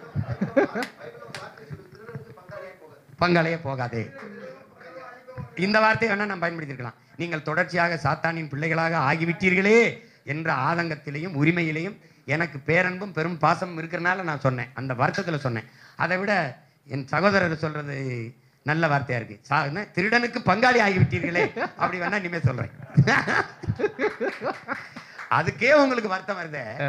இத்தனை வருஷமா நெஞ்சு உடைக்கு கத்தி உங்க மேல இருக்கிற ஒரு இந்த பிள்ளைக்கு விட்டுவிட்டு அது அயோக்கிய பிள்ளைக்கு அக்கிரம் பண்றவனுக்கு தொடர்ச்சி ஓட்டு போட்டா எங்களுக்கு எவ்வளவு வலி இருக்கும். அந்த ஆதங்கத்துல சொல்றது. அதாவது பேரன்பின் வெளிப்பாடு ஆதங்கத்தின் வெளிப்பாடு தான். நீங்க இதை செய்யலாமா, நீங்களே நீ அப்படி பண்ணிட்டேப்பா அப்படிங்கிறோம்ல, அதுதான். அதை விடுங்க. முன்னாடி உட்காந்துருக்கேன் சாத்தானி பிள்ளைங்களோட அந்த விஷயத்துக்கு. ஆனா சர்ச்சில் வந்து ஒவ்வொரு ஞாயிற்றுக்கிழமையும் இது கேள்வி இல்லை, என்னுடைய கருத்து புரிதல் இல்லாதவர்களுக்கு சொல்றேன். சாத்தானி பிள்ளைகளாயிட்டு இந்த ஆதங்கத்தில் சொன்னாருடைய சர்ச்சில் நீங்க ஒவ்வொரு ஞாயிற்றுக்கிழமையும் பாதியார் சொல்றது அப்படியே சேட்டை செய்யும். சாத்தானி பிள்ளைங்க எவ்வளவு வச்சிருக்கீங்க, அப்ப யாரும் ஊடகங்கள் வந்து இதை பற்றி சொல்றதில்லை. மசூதியில போனாலுமே அவங்க வந்து சாத்தானி பிள்ளைகளாயிட்டு மக்கள் வந்து எவ்வளவு சாடிருக்காங்க. அப்ப எதுவுமே ஒன்னும் இந்த இஷ்யூலாம் ஆகல. அண்ணன் சொல்றது ஐயா ரங்கநாத் பண்ணி சொன்ன மாதிரி அது மக்களுக்கு வந்து அது ஒரு பெரிய பொருட்டா இருக்காது. இதை பிரச்சனையை ஆக்கி இதை ஒரு காரணமாக்கி பாருங்கள், நீங்கள் இவனுக்கு ஓட்டு போடாதீர்கள் சொல்ல வேண்டிய வேலை உண்மையிலே சாத்தான்களுக்கு தேவைப்படுது. யாரு சாத்தான்களுக்கு தேவைப்படுது. சாத்தான்களுக்கு இந்த சாக்கு தேவைப்படுது. அதை எடுத்துக்கிட்டு பாருங்கள் எப்படி பேசி விட்டார்கள் பாருங்க. சாத்தானின் பிள்ளைகள்னு நான் சொல்லல, சாத்தானின் பிள்ளைகளா ஆயிட்டீங்களேங்கிற ஆதங்கத்தை வெளிப்படுத்தினேன். இப்ப என் தம்பி சொல்ற மாதிரி சொல்றேன், திருடனுக்கு பங்காளி ஆகிவிட்டீர்களே என்று சொல்றேன். அந்த அதுலயே பங்கு வாங்காத பங்காளிகள், அந்த திருடன்ட்ட பங்கை வாங்காத பங்காளிகள் ஆயிட்டீங்க. வேற நம்முடைய அந்த சேவியர் குமார் கொலை செய்யப்பட்ட சிக்கலிலே குறிப்பாக திருச்சபையில் உள்ள அதிகாரிகள் எல்லோரும் அந்த நேரத்தில் நாம் தமிழர் அந்த பிரச்சனையை கையில் எடுத்திருக்கிறார்கள் சொன்ன உடனேயே ரொம்ப அலர்ட்டாக இருந்தாங்க. ரொம்ப அலர்ட்டாக இருந்தாங்கன்னா எவ்வளோ அலர்ட்டாக இருந்தாங்கன்னா என்னையை கூப்பிட்டு பேசுகிற அளவுக்கு அலர்ட் ஆகிட்டாங்க. என்ன செய்ய போகிறாங்க, அடுத்து என்ன செய்வாங்க அப்படிங்கிற ஒரு அளவுக்கு வந்துட்டாங்க. கடைசியில் எப்படி அந்த பிரச்சனையை அடித்தாங்க அப்படின்னு சொன்னால் நல்லா புரிஞ்சுக்கணும். நாம் தமிழர் கோரிக்கைகளை வச்சு முன்னால் போய் இதெல்லாம் செஞ்சாதான் நாங்கள் விடுவோங்கிற அளவுக்கு வந்து நிப்பாட்டியிருக்காங்க. ஆனால் அந்த அம்மாவை யாரை வச்சு பேசி ஆஃப் பண்ண முடியுமோ அந்த ஆட்கள்லாம் வச்சு சாமியார்கள், அவங்க சொந்தக்கார சாமியார்கள், அவர்களுடைய உறவுகள் இப்படி வச்சு சாமியார்கள் தெரிஞ்சவங்களை வச்சு பேசி அந்த அம்மாவை ஆஃப் பண்ணி விட்டாங்க. அதனால் அந்த அம்மாவால் என்ன செய்ய முடியலன்னா அடுத்த கட்டம் போராட்டத்துக்கு உறுதியாக நிற்க முடியாமல் போயிடுச்சு. அப்போ எதுக்கு நான் இதை சொல்கிறேன் அப்படின்னு சொன்னால், நாம் தமிழர் அந்த நேரத்தில் வலிமையாக அதை எடுத்து கொண்டு வந்தாங்க. ஆனால் அதுக்கு ஆப்பு வச்சது யார்? நம்ம ஆளுக்கு தான். அப்போ ஒரு அமைப்பு ஒரு கட்சிங்கிறது அவங்க முன்னெடுத்து செல்லும்போது நம்ம கூட சேர்ந்து உள்ள தள்ளி விட்டோம் அப்படின்னு சொன்னால் அது மிகப்பெரிய ஒரு மாற்றத்தை கொண்டு வரதுக்கு கட்டாயம் அது உதவியாக இருந்திருக்கும். ஆனால் அது நடக்கலை. இப்படி நிறைய காரியங்களை நான் சொல்லலாம். நாம் தமிழர் எடுத்த முயற்சிகளில் நம்மளை மாதிரி ஆட்கள் அதுக்கு சப்போர்ட் பண்ண முடியாமல் போனதுனால அது வந்து என்ன பண்ண முடியலன்னா நடக்க முடியல. அண்ணன் சொன்ன மாதிரி கன்னியாகுமரியில் இவ்வளவு எடுத்து வெட்டி கொண்டு போகிறாங்க. கன்னியாகுமரியில் இருக்கிறதுல பாதி பேர் கிறிஸ்தவர்கள். அந்த பாதி பேரும் ரோட்டில் வந்து நின்னா ஒரு மண்ணை எடுத்துகிட்டு போக முடியுமா? ஒரு துண்டு மண்ணை எடுக்க முடியுமா? முடியவே முடியாது. ஆனால் நம்ம வர மாட்டேக்காம அந்த ஆதங்கமும் அந்த இதுதான் அண்ணனுக்கு ரொம்ப ஆமாம், அதில் தான் அவர் பேசி கொண்டிருக்கிறார். உண்மையிலேயே இந்த நாடிலே அன்பிற்குரியவர்களே, இதை நான் பல நேரத்தில் அண்ணனுக்கு நான் சொல்லியிருக்கிறேன். இந்த அரசியல் செய்வதற்கு மதம் என்பது தேவையில்லை, சாதி என்பது தேவையில்லை என்பது அண்ணனுடைய கருத்து. அவர் அதிலே உடன்பட்டு இருக்கிறார், அதிலே அவர் தெளிவாக இருக்கிறார்.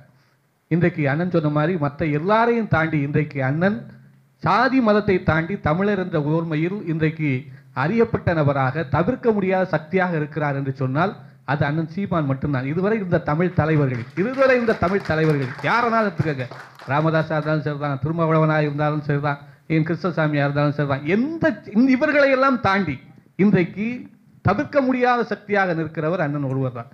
அதனால தான் என்னன்னா, அண்ணே இந்த சக்தி நமக்கு அதிகரிக்க வேண்டும் என்று சொன்னால் கிறிஸ்தவர்களும் அவர்கள் நம்ம சொல்ற மாதிரி நல்ல மக்கள் தான், நம்ம குறை சொல்வதற்கு இல்லை, நல்ல மக்கள் தான். ஆனால் அவர்களுக்கு இருக்கிற புரிதல்கள், தவறான புரிதல்களை நாம் சரி செய்தோம் என்று சொன்னால் அது நன்றாக இருக்கும். அதற்காக நீங்க வரணும், வந்து எங்களுடைய கேள்விக்கு பதில் சொல்லணும் என்று சொன்னபோது நான் வருகிறேன், வந்து பேசுகிறேன் என்று அண்ணன் அவர்கள் இந்த நாளிலே வந்து நமக்காக நேரம் ஒதுக்கி நம்ம கேட்ட கேள்விக்கெல்லாம் ரொம்ப பொறுமையாக பதில் சொல்லி நேற்று நம்ம களஞ்சியானனும் முத்துப்பாண்டியனும் நாங்கள்லாம் வழக்கு விஷயமாக கூடியிருந்தோம். அப்பொழுது நான் சொன்னேன் நாளைக்கு அண்ணன்கிட்ட இந்த நிகழ்ச்சி நடக்கிறதுன்னு சொன்னேன். அப்போ பேசிக்கிட்டு இருக்கும்போது தான் சொன்னாங்க, அப்போ கேள்விகள்லாம் எப்படி அப்படின்னு. இல்லை அந்த ஸ்பாட்டில் எழுதி கொடுப்பாங்க, நம்ம வந்து கொடுக்க வைப்போம். அப்போ அதில் பக்கத்தில் இருந்த ஒரு நண்பர் ஒருத்தர் சொன்னார், அண்ணன் சீமான் எந்த கேள்வியை நீ எப்படி கேட்டாலும் பதில் சொல்லுவார், டோன்ட் வரி பி ஹாப்பி அப்படின்னாரு. அந்த அளவுக்கு இன்றைக்கு அவருடைய புலமையும் சரி, அவருடைய திறமையும் சரி, இன்றைக்கு அவருடைய பொறுமையும் சரி இன்றைக்கு வளர்ந்திருக்கிறது. உண்மையிலேயே நாங்கள் அதை நினைத்து உண்மையிலேயே மகிழ்ச்சி அடைகின்றோம். அண்ணன் அவர்கள் வந்து இந்த நாட்களிலே இந்த கேள்விகளுக்கு பதில் தந்திருக்கிறார்கள். அதனால் அன்புக்குரிய கிறித்தவ உறவுகளை உங்களை எல்லோரையும் நான் கெஞ்சி கேட்கின்ற ஒரே ஒரு விடயம் இது மட்டும்தான். மொழி வழி தேசிய இன அரசியல் மட்டும்தான் RSS தோற்கடிக்கும்.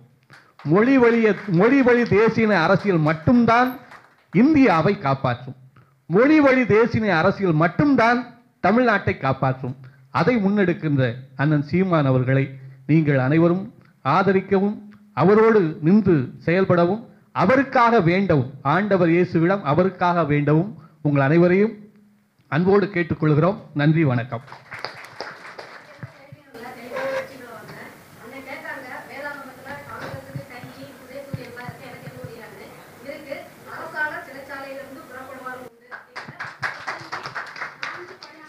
அது நேரடியாக என்னையே சொல்லிட்டார், சிறைச்சாலையிலிருந்து.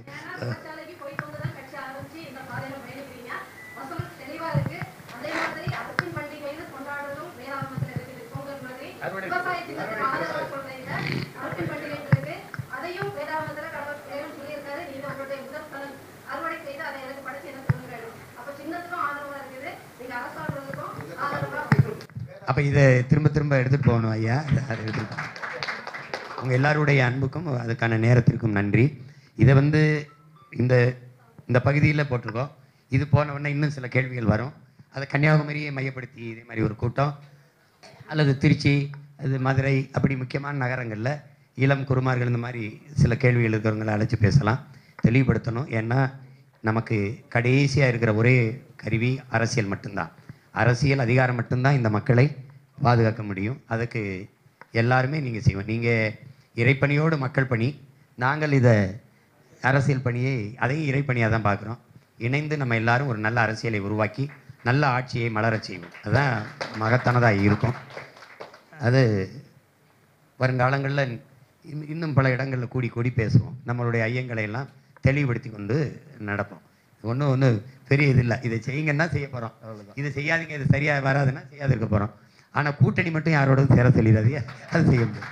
அதாவது முதல் நிகழ்வு தலைமைச் செயலகத்துக்கு எதிராக நடந்திருக்கிறது. ஆகவே நாம் விரைவில் தலைமைச் செயலகத்துக்கு செல்வோம்.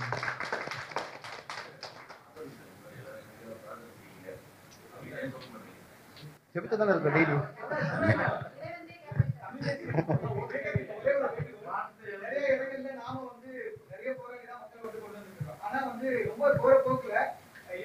ஓட்டு போடாதீங்கன்னு சொல்ற தைரியத்தை யார் கொடுத்தது? இனி வரக்கூடிய எலெக்ஷன்லயாவது இந்த மாதிரி குறிப்பிட்டு நாமக்கலுக்கு வந்து ஓட்டு போடாதீங்க, எந்த ஒரு திருச்சபையிலும் எந்த ஒரு சட்டத்திலையும் வராத மாதிரி பாத்துக்கிறது ஒரு மிகப்பெரிய வேலையா இருக்கும். இல்லை, அதை நீங்கள் சொல்கிறது அதுதான் நமக்கு இருக்கிற வழி. எனக்கு என்னென்னா, நீங்கள் இவருக்கு ஓட்டு போடுங்கன்னு சொல்லிட்டு போங்க.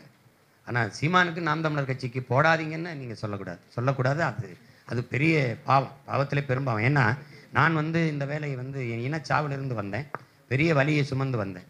ஒரு எளிய மகன் இவ்வளோ தூரம் வந்தது உலக வரலாற்றிலே பெரிய சாதனை தான். ஏன்னா எந்த பின்புலமும் இல்லை, பொருளாதார வலிமையும் இல்லை, ஊடக ஆதரவும் இல்லை. அப்படி இருக்கும்போது உணர்வுள்ள பிள்ளைகளை நீங்கள் சாதி சொல்லி மதம் சொல்லி அரசியல் செய்வது ரொம்ப எளிது. இப்போ நம்மளே ஒரு திராவிடம்னு பேர் வச்சுருந்தா கூட விட்டுருப்பான், அது உங்களுக்கு புரிய நினைக்கிறேன். ஆனால் தமிழர் என்று பேசுறது அவங்களுக்கு அவ்வளவு இடையூறும் ஆபத்துமாக தெரியுது. அதில் நம்ம இவ்வளோ தூரம் உறுதியாக நின்று போராடி வருவங்கிறது பெரிய பெரிய முயற்சி தான். அப்போ அதை சிதைக்கிற வழியாக அவனுக்கு போடாதீங்க அவருக்கு போடாதீங்கன்னு சொல்லும்போது ரொம்ப வலிக்குது. அதுதான் என்ன, அப்படி என்ன நம்ம குற்றம் பண்ண, நமக்கு ஏன் போடாதேன்னு சொன்ன? அது தேவையில்லை. அவர்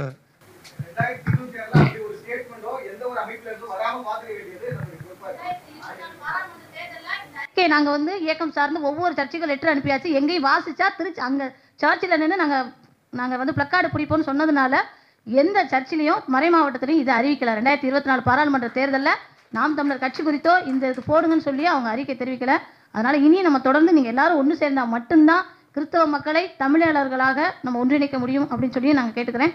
இறுதியாக வந்து லூக்கா நற்செய்தியில் 7 நேற்று எனக்கு ஒருத்தர் சொல்லியிருந்தாரு, மானிட மகனுக்கு எதிராக ஏதாவது ஒரு வார்த்தை சொல்லிவிட்டவரும் மன்னிக்கப்படுவார், ஆனால் தூய ஆவியாளரை பரிந்துரைப்பவர் மன்னிப்பு பெற மாட்டார். அந்த வகையிலே தூய ஆவியால் இட்லி வேகுமா என்று கேட்ட கலைஞர் கருணாநிதி மட்டும்தான் மன்னிக்கப்பட மாட்டார் தவிர அண்ணன் செந்தமிழன் சீமான் அவர்களை சவுலாக இருந்து பவுலாக மாறிய ஒரு இறைவாக்கினராக ஏற்றுக்கொள்வோம் என்று சொல்கிறேன். நன்றி.